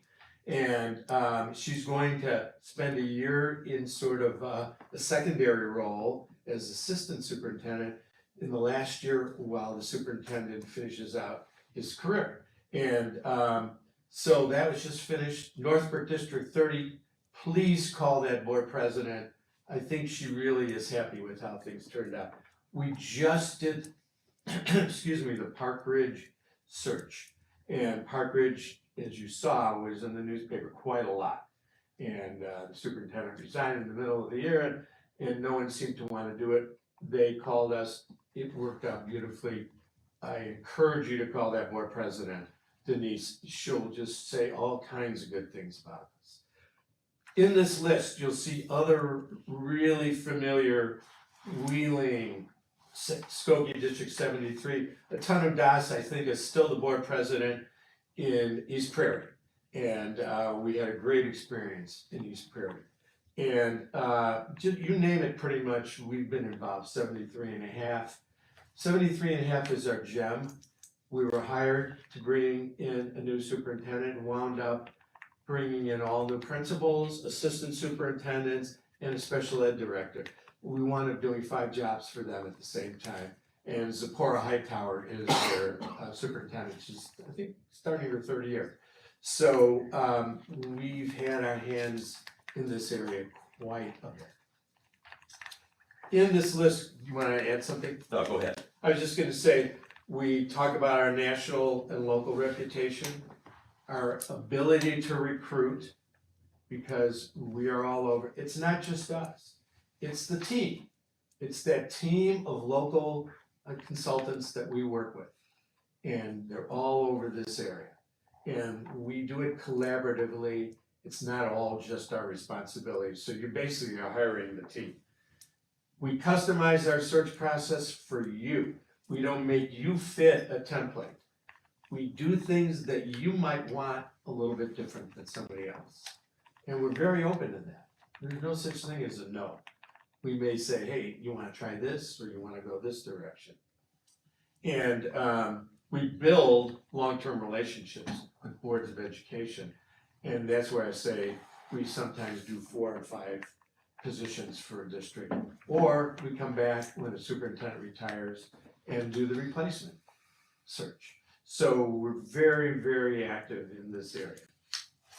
So in your packet, in the left-hand pocket there, you will see the handout that we gave you is just a suggested timeline, that's just a sample. We thought we would just share that with you, not spend a lot of time on it, but you could see how that would work out for the year with that. And we've customized this just for District 68, and that's in your left-hand pocket. That would be in July or August after the board would name the search firm. We would have our planning meeting. In mid-August, we would start to post the opening and go through the application system with that. In early September, we would start the community engagement process after school's been started. And then in October, we would present the leadership profile and update the board on how the search is going. We would also then have a deadline sometime in late October. In early November, we would work with the board and start to look at the candidates that we think would best meet that profile. And then in mid-November, the board would conduct their first round of interviews. And then we have a little bit of about a 2-week lag in there because that, of course, is a III conference. So there'll be a lot of people who'll be involved with that. So the last week in November would be the second round, and then in early December would be the time for the board to look at making that final determination of what they want to do. The second handout that you have in your packet is a very specific one where we've tried to lay that out for you, and Mark started that, so he'll start to finish that as far as going over some of the specifics on those districts. What I wanted to say was that timeline is suggested. So if you wanted to condense that and get done sooner, very easily done. If you wanted to stretch it out a little longer, very easily done. But here's one thing I want to tell you about. As of today, I did a very unscientific survey as to how many superintendent searches are coming up for this coming year. And without digging deep, there's 13 in the area. So what does that mean? It means that you need agents to be your spokespersons, and to be out looking for the right people to make sure you get a good candidate pool to select from. So it doesn't mean you have to rush your search. What it means is you need to work with the search consultants. We'll coach so we can win over the candidates. It's a big buyer's market here with people who are strong superintendent candidates having lots of options. And these are in the Chicago area, some larger districts, some smaller districts.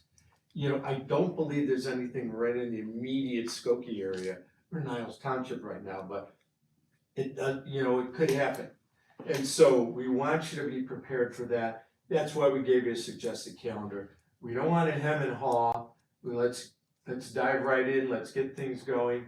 Make adjustments along the way. Absolutely. You're in control of that. We'll give you our expertise. If you think differently, that's okay too. And then finally, this last page, I just wanted to highlight. These are some of the local placements in the last couple of years. Other than Joe Bailey and Lincolnwood, but they did internal movement. But we did place him. He was the last searched superintendent in that district.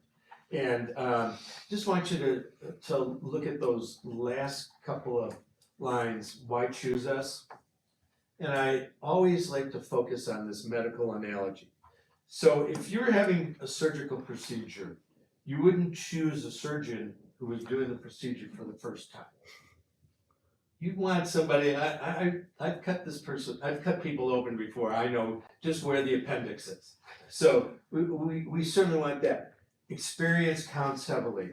We are the most experienced search team, and we know that. So something to keep in mind. The number of successful searches completed by our consultants, and it can be verified, is, as I said earlier, over 150, just felt in out. And then we're both retired superintendents and have the time to commit to making the search successful. And you would get a lot of attention if you went with us. Okay, we're done. What questions would you have for us? We want a lot of good questions. Some good smiles. Can you ask your question? Yeah. There you Trying to go. be equitable. Well, first of all, I appreciate knowing the extensive experience in the area, but as a national firm, how would you go about working with District 68 to determine the variables as to whether we would want to search nationally as well? You know, what are the variables that you would engage us in thinking about? Nowadays, almost every search automatically becomes national, because when you post things electronically, it gets picked up all over the country. And so, does the focus need to be here? Yeah, it needs to be in Illinois for sure. There are very few people who come from other states, and Phil knows this, because there have been some impediments put in front of people moving from other states, and that's tier 1, tier 2 pension system. People coming from any other state will be a tier 2 or a tier 3 pensioner. Big difference in the ability to earn your pension, how long you have to work. And so sometimes you'll see a few people who will take a position in Illinois coming from another state who have already retired from another state. That may be, and they wouldn't be all that focused on the number of dollars that they would receive or what their pension would be. But a younger person thinks twice. Just happened in Barrington. He came from Ohio, didn't realize all of this was going on, and he decided to go back after 2 years. And a great guy, and very well liked. But he said, this is financially not suitable for me. So we can say it's a local search, we can say it's a national search. It automatically becomes a national search when it goes on our website, the posting. In addition to that, we also will post this with national organizations such as with Black Educators. There's also the Latino Administrators Association will be posting that with them. And as Mark mentioned at the beginning, we have other offices throughout the United States, and we'll be checking with a lot of our other partners in the firm who are involved with that and other associates to ask them who are the up and coming ones that are out there. So we go beyond just the posting of it. We also look out there and actually reach out to recruit as well. As I mentioned in the onset too, I'm the executive director for the Midwest Suburban Superintendents. That'd be another 8 states that we would be looking at as well. So it will be a local, state, regional, and national search. I would say we definitely wouldn't want to discourage people from out of state.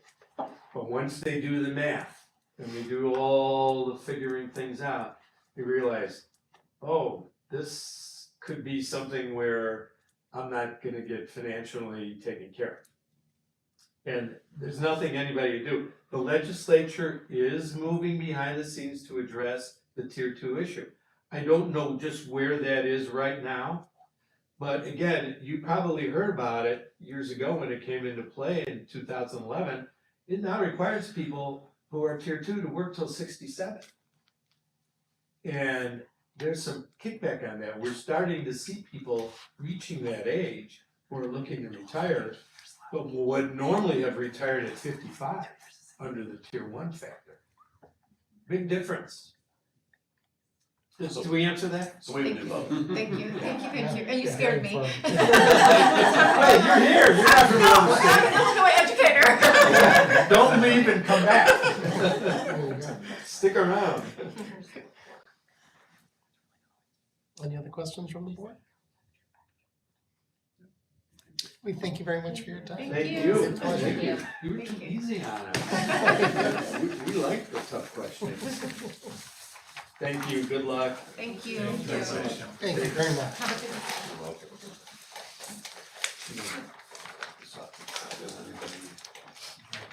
Still have a meeting left, don't you? Yes, we We do. do. Enjoy it. Okay. We can have a brief discussion, if you have any questions or next steps. As I said earlier, you can email me your preferences, Just general feedback, or do you want? general feedback and preferences would be great, via email, just to When do you me. want that? Let's plan on it. We gotta get Janu time to hear the recording, so I think in the next week from today would be great. Next Thursday, okay. Can I just point out that the School Exec Connect, the proposal and the rate that was on the presentation, I have a $4,000 difference, Interesting. Okay, which is. like that. Just put in the notes, it could be a typo, Yeah. who knows? Yeah, I know, like, I think it would be maybe good to get a clarification, just so that Yep. we know what we're. Yeah, we didn't dig into their advertising and transition support budget unless they said it. I didn't catch that. I didn't catch it either. There was a variable Right. advertising, yeah. Yeah. And it wasn't, one other thing I wasn't clear, which would be helpful to know, just in terms of how it works, is if the, like, they talked about the possibility of 360 or transition stuff and mentoring with the new supervisor, but it wasn't clear if that was included in the price that they have or not. I assume no. I I assume no, assume because so. it looks like it is for And the other two. BWP and for HYA. Their School Exec Connect had transition support listed separate from their consulting fee and advertising fee, and it didn't specify the cost. I do think HYA has a set number of days they can be on site. That is 4, I think it was 4 days of 22 hours. And then there's a per day fee on top of that. So For the For like the transition, interviews? I don't know if that is a good question. I could have asked that question. and this is just a confirmation, maybe collective confirmation of what I believe we heard, that the first firm, School Exec Connect, the folks that we see today are not necessarily the folks that would be leading the search. Sounded like I think they were. It sounded They like were, that. Okay. were. They are working superintendents though, so they Yeah. have a retired superintendent, if we need them during the day, Okay, who would be available. And considering most of our interviewing and workshopping and all that would be evenings and weekends, I okay. assume that's how that works. the HYA definitely pushed that it would be the three of Right, I was them. very clear on the last two, I just, maybe, Yeah, the first group said, who's sitting at this table is who you're going to be working with. so maybe I missed that, I apologize. That's great. Just wanted to make sure. Yeah, So everybody we saw today were the people that we'd be working with, that's Yes. across the board, okay, very good, thank you. I'm writing these questions down. I can ask them of that we have their And the contact two other information. people from Haya, when I reached out to them, they unfortunately did let us know they already had family commitments and travel, that they were regretful that they It didn't. was summer, right? Heaven forbid. Anything Well, and else? thanks for getting the presentations to us a little early, Mhm. Jim, it was Yeah, nice it's to be able to really look through helpful. them beforehand. Is anyone in a position where they'd like to hear from anyone else? Do we think we have solid candidates in the three here? I feel good with the three. Hmm? I feel good with the three Me too. that presented. I will get some clarity on those hopefully in time, so feel free to hold off on your emails to me until I can get those answered. And it's just to you, not email all. Just to me, yes. I'll get contact information to you for three. That'd be Reach out wonderful. for I don't know, they may be in the presentation. I think they are in the presentations. Once we email you, are you gonna compile it and then we talk about it in the next meeting, or is it? We don't have another allowed to meeting for 2 email us? months. Right. I guess that is a good question. They did mention possibly an earlier timeline than we discussed. Yeah, they wanna but- start like next week, so. But they also, it did seem like everybody was hovering around a 90-day timeline, which I think fits with our initial plans. Yeah, like September kickoff is pretty September, typical in November. retirement, yeah. Yeah. Cause, focus groups and getting people together right now, Yeah. like to get started, it's not really an ideal time to be able to get teachers and, and everybody, and it might be. Once I receive the feedback, if it's not an easy, easy call, then I will send out a timeline on if we're adding a special meeting or if we need to discuss it again. And could you send us a reminder? Oh, of course. Well, I'll be sending you the, Secretary. I have my, That's great. secretary, would you, the secretary. reminder, like, if I you was have told an- I would sign things. Reminders are not part of it, right? I just don't wanna, be I will have to email you all the clarification on those questions, so Okay, that will yeah. Okay, serve thank as you. a reminder. Just a Don't couple feel days like- reminder. Are you wanting just our rankings, or do you want the feedback on why we? Feedback would be helpful, obviously preferential rankings will help, but yeah, strong feedback especially, great. And Thanks, Joe. no problem, thank you. We shall now move on to our next report, which is the NTDSE courtesy of Mr. Strickland. Do I get 30 minutes for each? No. Start now. That's okay. So I attended the NTDSE meeting this last month. They're always just wonderful. I really enjoy going to them. They focused on a lot of their end of year activities that they just completed. They had a graduation, they had a prom, which they hadn't done due to COVID the last couple of years, and they had some pictures. That was really neat. They participate in effectively a local version of Special Olympics that Hersey High School runs every year.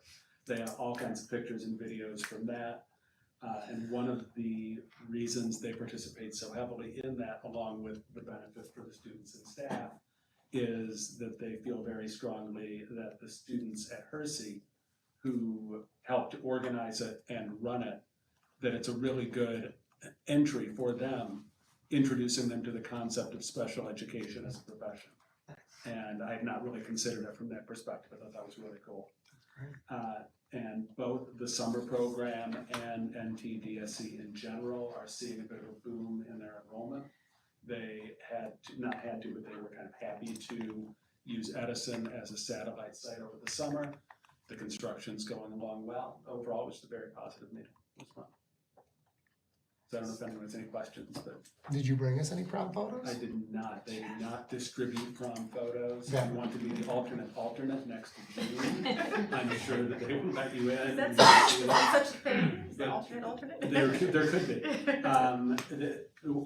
One other thing to mention is one of their students, and I want to make sure I get it right, as far as where he, his first name was Muhammad. He had been a student in District 70, now is in 219.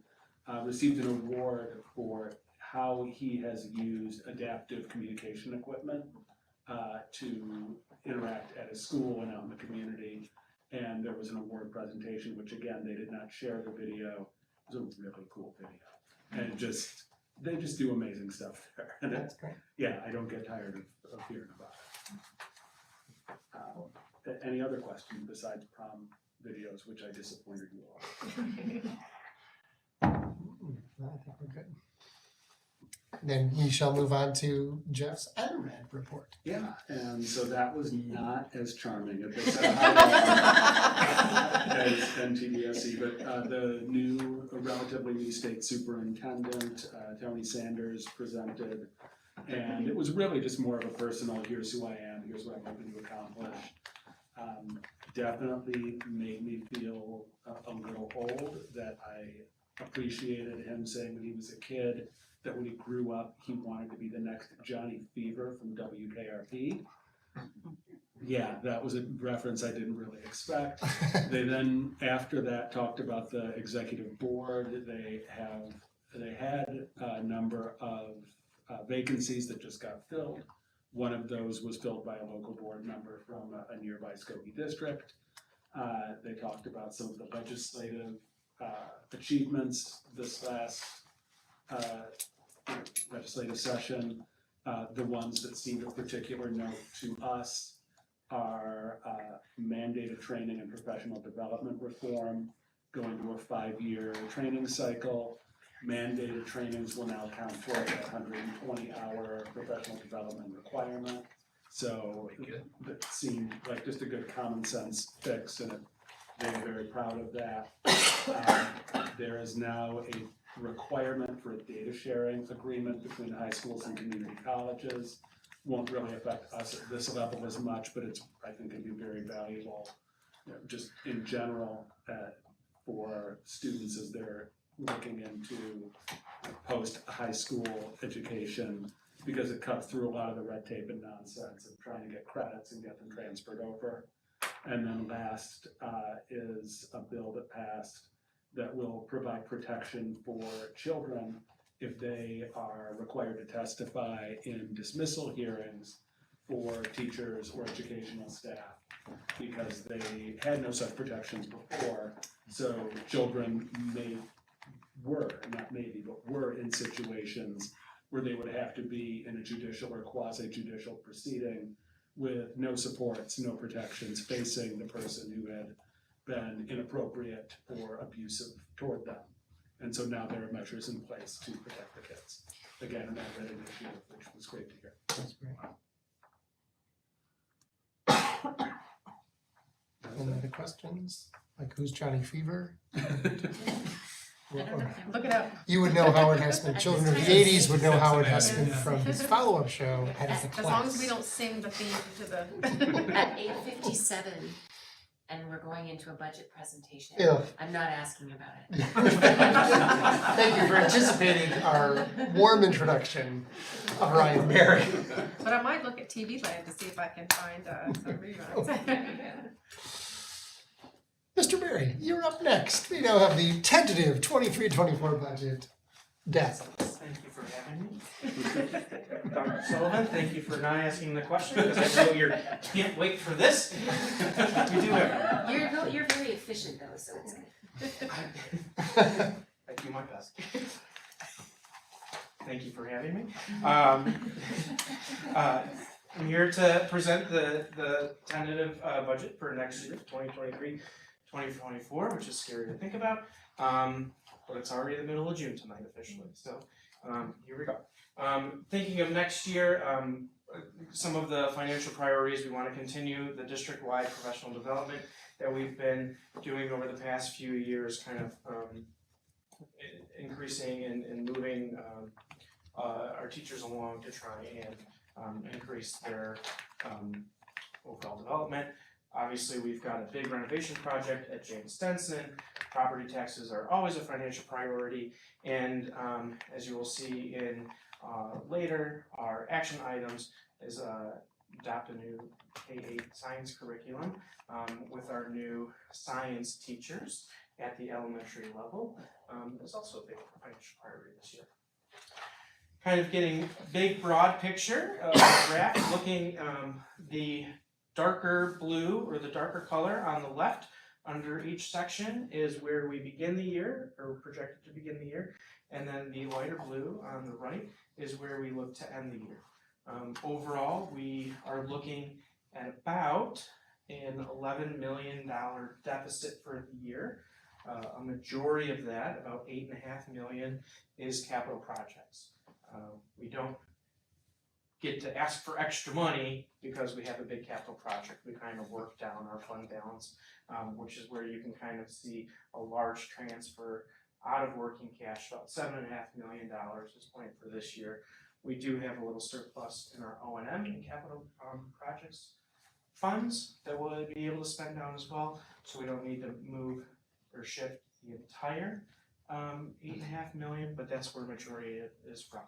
Now, for new board members, we typically, in the past, have worked at a deficit of about anywhere between about $1.5 million and $2 million in overall. One of the reasons why we sell working cash funds or bonds every few years is to kind of make up that deficit. So overall, we try to stay fairly level at the end of the working cash, but typically we're right around where we want to be, a little more than $2.5 million this year when you take out capital projects. When looking at our revenue, we are definitely mostly funded by local taxes. That's nothing new. Our federal aid has gone down compared to 2 years ago when we were receiving all that ESSER money. Looking forward in a slide or two, the next year, 2024, is the last year that we'll receive ESSER 3 funds. But typically our federal money is around 4 or 5%. State aid is usually a little higher, kind of, gotta move that slice a little bit. But state aid is typically normal.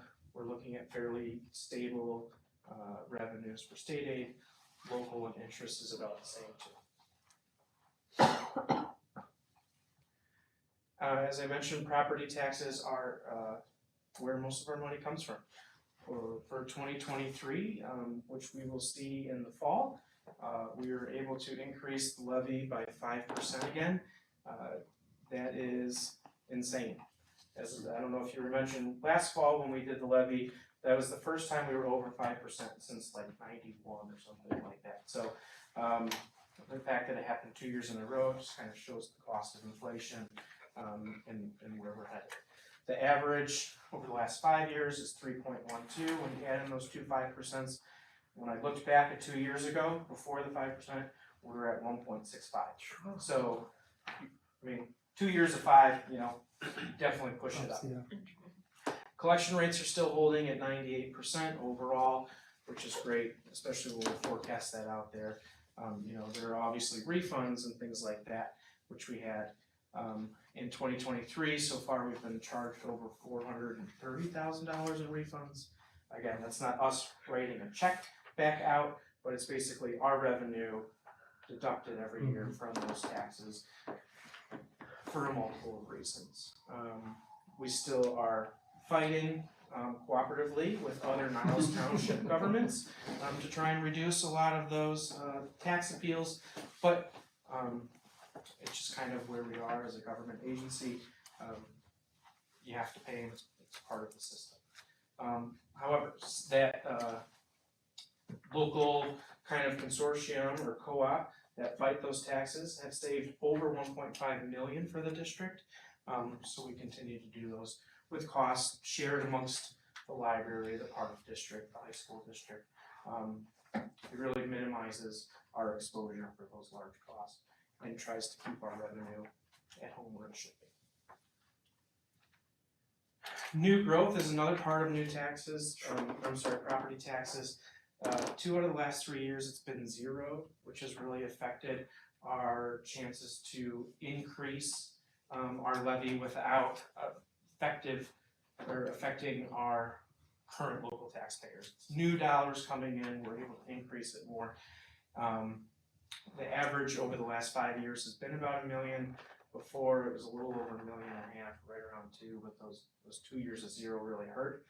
I just read an article last week about a new apartment complex heading right by Old Orchard on the other side of the Edens, which will be great in probably like 3 years. But I see a lot of development over at the mall. So over time, the district is still growing. Hopefully, new property will come back. Yes. I'm presuming every day I drive by and I think about this, the new construction, we don't get anything for because it's already on Old Orchard property, right? Well, they have a little, not a deal, but part of Old Orchard was marked as a certain classification. It's blighted. Yes, Yes. blighted. For 2 years, it was blighted. Big, beautiful building, empty, big mall. If you drive past it, I went there twice this week, just driving past it. It's full, but it's blighted.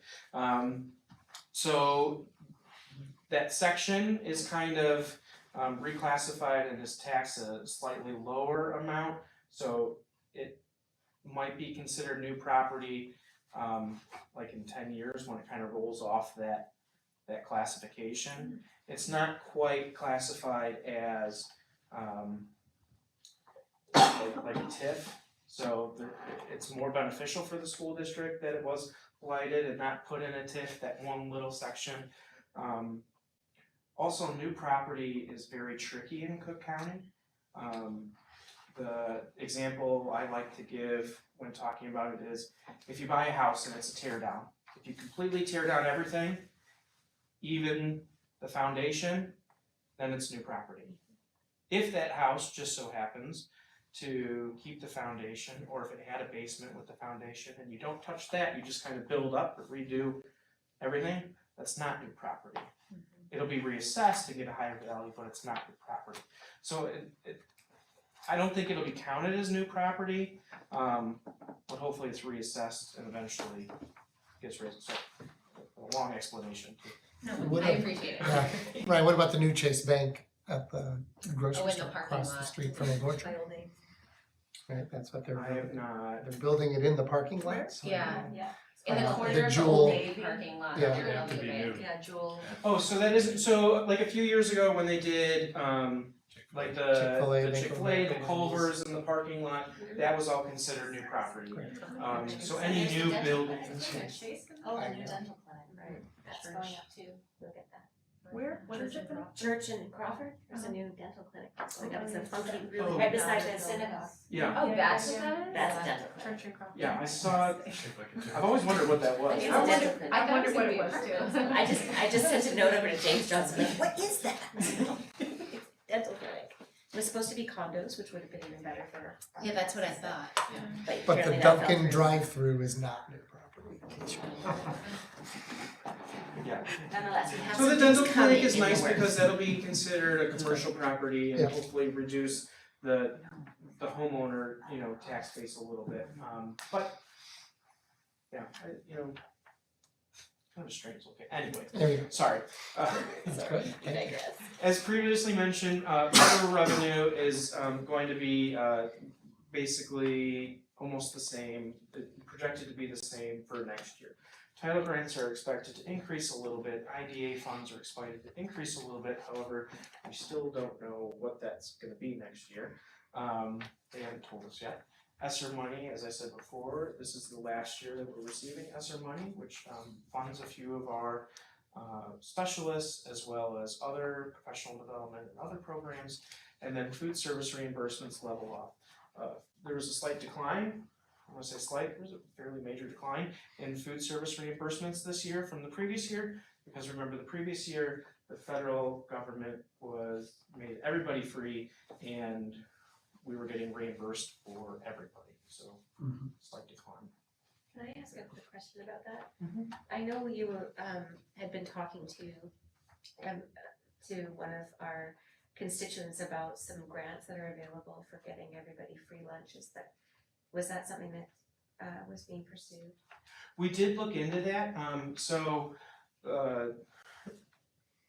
it was actually, there was another program that was passed by the Illinois House and Senate to offer, it's called the CEP program, the Community Eligibility Provision Program. And they didn't have the funding to do that for everybody. We still qualified for the program, but based on projections of how many meals and everything that we were gonna have to serve or like the increase, it was actually gonna cost us about $50,000 or $60,000 a year to allow everybody to do that. So instead, because our revenue was high enough the previous year, we were able to kind of maintain our food service prices and not have to increase them next year, which is why we kind of stayed at that. The food service program is meant to be a no cost to the district type of program, so it was just a little too much to kind of say, let's try it out, but we looked at it this year, we'll look at it next year, kind of depend on where our free and reduced numbers are and our direct cert numbers to see if we can offer it next year. Yes. Since I guess we're digging in a little bit more. So I saw in the budget that the ESSER funds is brought up on page 20, I think it is, and I know last year we agreed to that IGA that would happen coming out of our ESSER funds, and we all said like, we'll figure it out after 24. Is money earmarked in those ESSER funds for that IGA with Niles Township? So, do you wanna take this one or you want me to? That was one. No, it was a one-year It's 1 year. agreement. It was a 1 year thing, and Right. actually, when we did put it in, because ESSER was a 3-year plan, right, so we had it in 2022. We tried to do an amendment for 2023, and that part was actually denied for the ESSER funds. So we ended up shifting some things that weren't in ESSER back into ESSER, but ended up having to pay that IGA out of local funds, which is, I think, another reason why you know, it was kind of just like thought of as a 1 year, gift or expense at that point. Could we think about for the next meeting, like talking about the impact of what those funds did for our community and like if we want that to be considered a yearly part of our budget? I'm not asking Ryan, I'm asking you guys, like I would really like to talk about The that. conversation we had last year was that it would be a 1 year commitment, that we didn't think that that was something that the district could take on long term. That's why I thought that was the conversation we had last year, so. It was, I think, yeah, if there's an interest, I know there's definitely an interest in the township's part on renewing it. Okay. That obviously they had written it in to review it. It was not chosen to be renewed by the administration, but if we wanna have that conversation in a later meeting, we can. I just think we should, considering like when the parent advocates came in and told us like how we have the highest rate of refugees of any district in the township, like that is something to consider, that last year we couldn't have said definitively like, yeah, we're gonna get this huge influx of refugees where that's where the majority of the money is going to, keeping them from being homeless. So I hope that maybe we could talk about that at some point. I'd love to talk about that.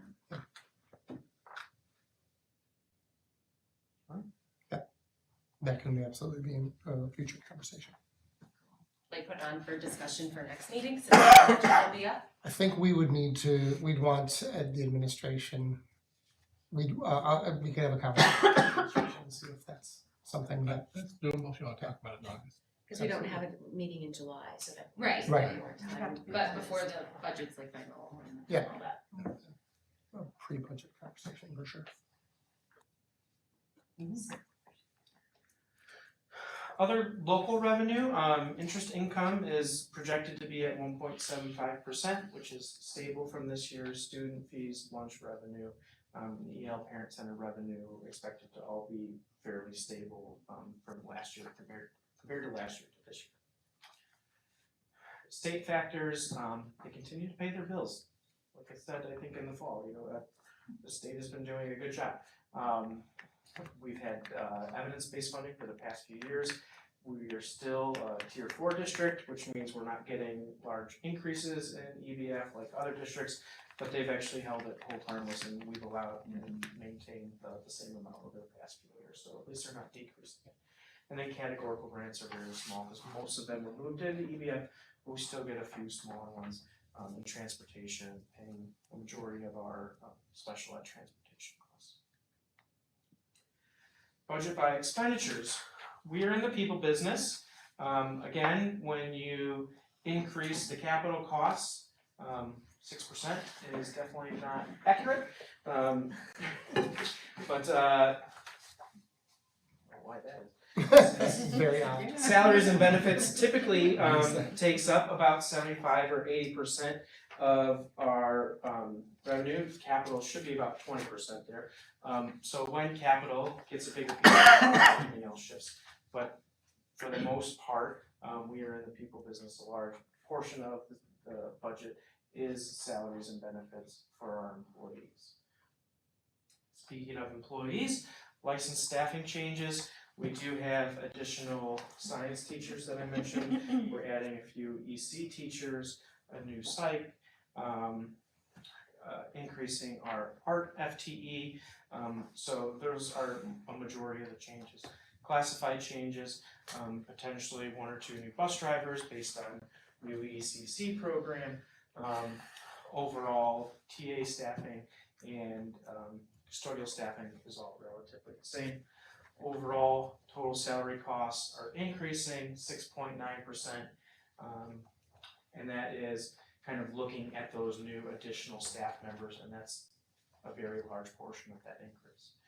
Insurance premiums are creeping up again. After a few years of not going to the doctor and having low rate increases, it seems like everybody went to the doctor, and now we're having high rate increases.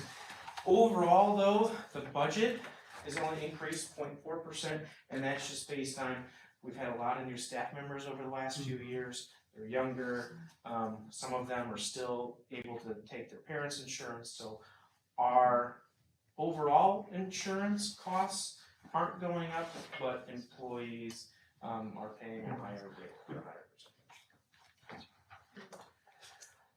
Services increase 20%, the majority of that is basically construction services. Supplies and materials are relatively the same. We continue our iPad cycle and teacher laptops, which kind of make those fixed costs, and then a fixed per pupil allocation. Even though we're taking science, which is a large portion of a classroom budget, out of the regular classroom at the elementary, we're leaving those per pupil allocations the same. Inflation, they can't buy as much as they can, so we're kind of keeping that allocation the same. Hopefully, they don't have to buy science materials, they're able to buy everything else still that they were before, keeping the same allocation there. Capital and equipment, since it's a big project, we're also refinishing the gymnasium floors. Much like we did Old Orchard last summer, I'm not sure those have been done in the last 50 years. So I'm really excited to see those done. They're supposed to start next week on the floors. And then NTDAC costs, relatively the same, they increased last year. I'm hoping that when we get the final budget for NTDAC, we can bring that down after we bring back some of our kids to the EC. But hopefully we'll know that before the final budget is due in September. Yes. Again, not a question for you, Questions? but I'm just like, cause I asked the question and we talked about like the timeline of everything. I hope that we could at least, if it doesn't work out meeting wise, we should hear what the impact was and like what the results were, so we can truly evaluate like if this made sense for our district. And if it doesn't make sense to have a meeting or whatever before the budget's finally approved, could we ask Bonnie to like send it to the board, and then, I don't know the procedurals around that, but like a way to ensure that we all fully understand the scope of how that impacted our students. So the timeline in terms of like the budget, that final budget gets approved in September. Right. But you can do an amendment anytime after that, so it's not as time-based as, Okay. like, the ship doesn't sail completely in September and you can't make adjustments. You can make Okay. adjustments anytime throughout the year. Thank you, I appreciate that clarification. But we'll be able to talk about it in August. Yeah, We could we need have to- Bonnie come present in August perhaps? Just something to consider. Yeah, did she not present findings to you? Yeah, she did send over what money had been spent on. So that's something that you can share. Yeah. I was looking for it, I thought it had been, I've also talked to her about it. And, yeah, I do think it's, I'd be okay if Jim just could convey the information. I don't know if we need her to have to put together a presentation if we have the data already, but it's just that I don't necessarily require it, but if we have the same information. yeah, let's consult, we can consult on what that agenda item looks like. If it needs to be its own separate discussion or a administrative decision. It's new to me, so I'd love to know what it was. And data versus talking about human experiences are very different, you know? Yes. One more quick change that, just an update for everybody that might change before the final budget presentation in September is just yesterday, we finished a grant for Preschool for All. We're requesting over $600,000 for 65 new seats at the Early Childhood Center that we won't hear about. They said 60 to 90 days. But hopefully we get that and increase our revenue before the next budget. So fingers crossed, but that is also potentially on the horizon to change things. Yes. Is it possible for the board members who want to silently get a tour of Jane Stenson once the project is finished? Oh, absolutely. Silently. Silent tour. It doesn't silent because we're not allowed to discuss. No, as long as you're not talking decisional board business. Decisional, yeah, I know, I was just joking. I wish I could have taken you like before. Yeah, that was a We've got failed pictures. opportunity right We there. have pictures. We do have pictures. I know, I but- saw the pictures, there's a lot of corkboard.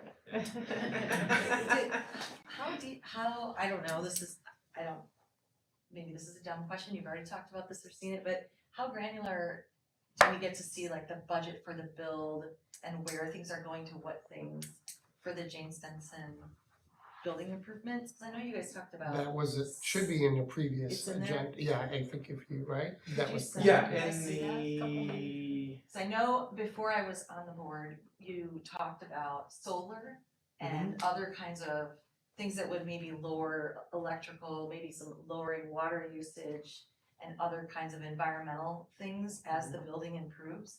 I would love to see kind of the breakdown of where those things are prioritized. We do have some solar update at our Awesome. August board meeting coming up. Oh, we do? Ryan's explored cost options for renting, Oh, or great. leasing and purchasing, and we'll have some just information to see share the that. difference, and Great. yeah, we've got kind of scheduled our consultant to come in and kind of explain the process that they've used, and Great. looking forward to that. If you have anything, I'd be interested in, I mean, as granular as appliances and HVAC systems and all kinds of other just energy usage things that are being talked about in terms of the build out, just because I'm into that kind of stuff. Mhm. And Yeah. the sustainability aspect of it is like, why not, as long as it's being done, that's a really important thing for our community. A lot of the board report, I wanna say January, it was broken down kind of by electrical costs, HVAC costs, Right. general, trades and conditions. There was another bid, solely for just the roof, not the rooftop, I was gonna say rooftop unit, but just the roof. It's kind of a separate bid, so, Yeah, that's the breakdown, but yeah, we can. I'd love to see it, Mhm. just what kind of things are being used. Any other questions? Alright, Thanks, Thank you very Ryan. much. Thanks, Ryan. Thank you, Ryan. Thank you. Alright, we move on to our action items. First, we will authorize the notice of publication of the 23-24 tentative budget to be available for public inspection. May I have a motion? Yes. I call for a motion. Wanna run the room? I thought we go Well, around no, the room. Katrina looked at me and I was like, I wait, was do just I have to thinking give we a go around the specific room. name? Okay. Yes, I call for a motion to approve the authorization of the notice of the publication of the 2023-2024 tentative budget. Second. So by law, the tentative budget needs to be on display for at least 30 days. The final budget hearing will be in September, so we place it on the front over there on July 1st. And we have to post a notice in the paper as well by law, so. Sorry, that's Nope, that's all right. Any other questions? Sullivan, Yes. Warshaw, Yes. Phil Jordan, Yes. Lenny Drew, Yes. Rufner, Yes. Servants. Yes. We'll move on to our science education. The next item of business is the approval to purchase science education for public understanding for Old Orchard. May I have a motion? I call for a motion to approve the purchase of a science education for public understanding for Old Orchard Junior High at the cost of $79,081.10. Second. I had to like get that back. Christy, anything you'd like to tell us? This is our science, new science curriculum for Old Orchard, 6th, 7th, and 8th grade. My memo kind of detailed the process that the teachers went through in conjunction with Loyola University and our science consultant there. Just a quick little anecdotal story. Sarah Scholes, who is one of our science teachers, was telling me about a student that she has who's been very transient in her life and has been in many, many schools. And the student was really not engaged, really not, wouldn't meet her eyes, so, just all those sorts of things until they piloted one of the Step Up units. And she really lit up and told Sarah, I love this. This is so much fun. And it really just kind of changed her demeanor, and she may not have, been that excited in other classes, but at least in science she was, and Sarah was really pleased to see that the students, not just that child, but other students reacting so positively to the curriculum. So we're very excited about it.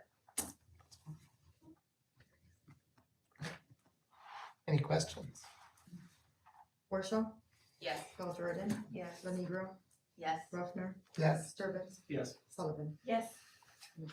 Our final action item is the approval to contract Metro Chicago Math Initiative professional. May I have a motion? I call for a motion to approve the contract with the Chicago Math Initiative Professional at a cost of $59,070. Second. So this is our continued partnership with MCMI and through UIC for math professional development with Jen Linebearer. And continuing to see dividends from their professional development. Bell Jordan, Yes. Lenegro, Yes. Ruffner, Yes. Sturbins, Yes. Sullivan, Yes. Warshaw. Yes. Thank you. You. All right, moving on, there was one request for information under the Freedom of Information Act during the period May 19th through June 9th of this year.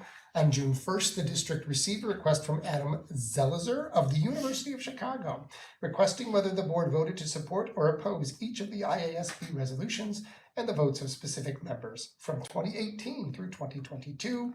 The response was sent on June 2nd, 2023.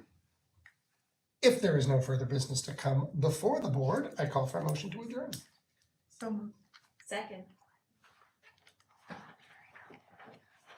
Lenegro, Yes. Ruffner. Yes. Sturbins, Yes. Sullivan, Yes. Warshaw, Yes. Bell Jordan. Yes. Thank you.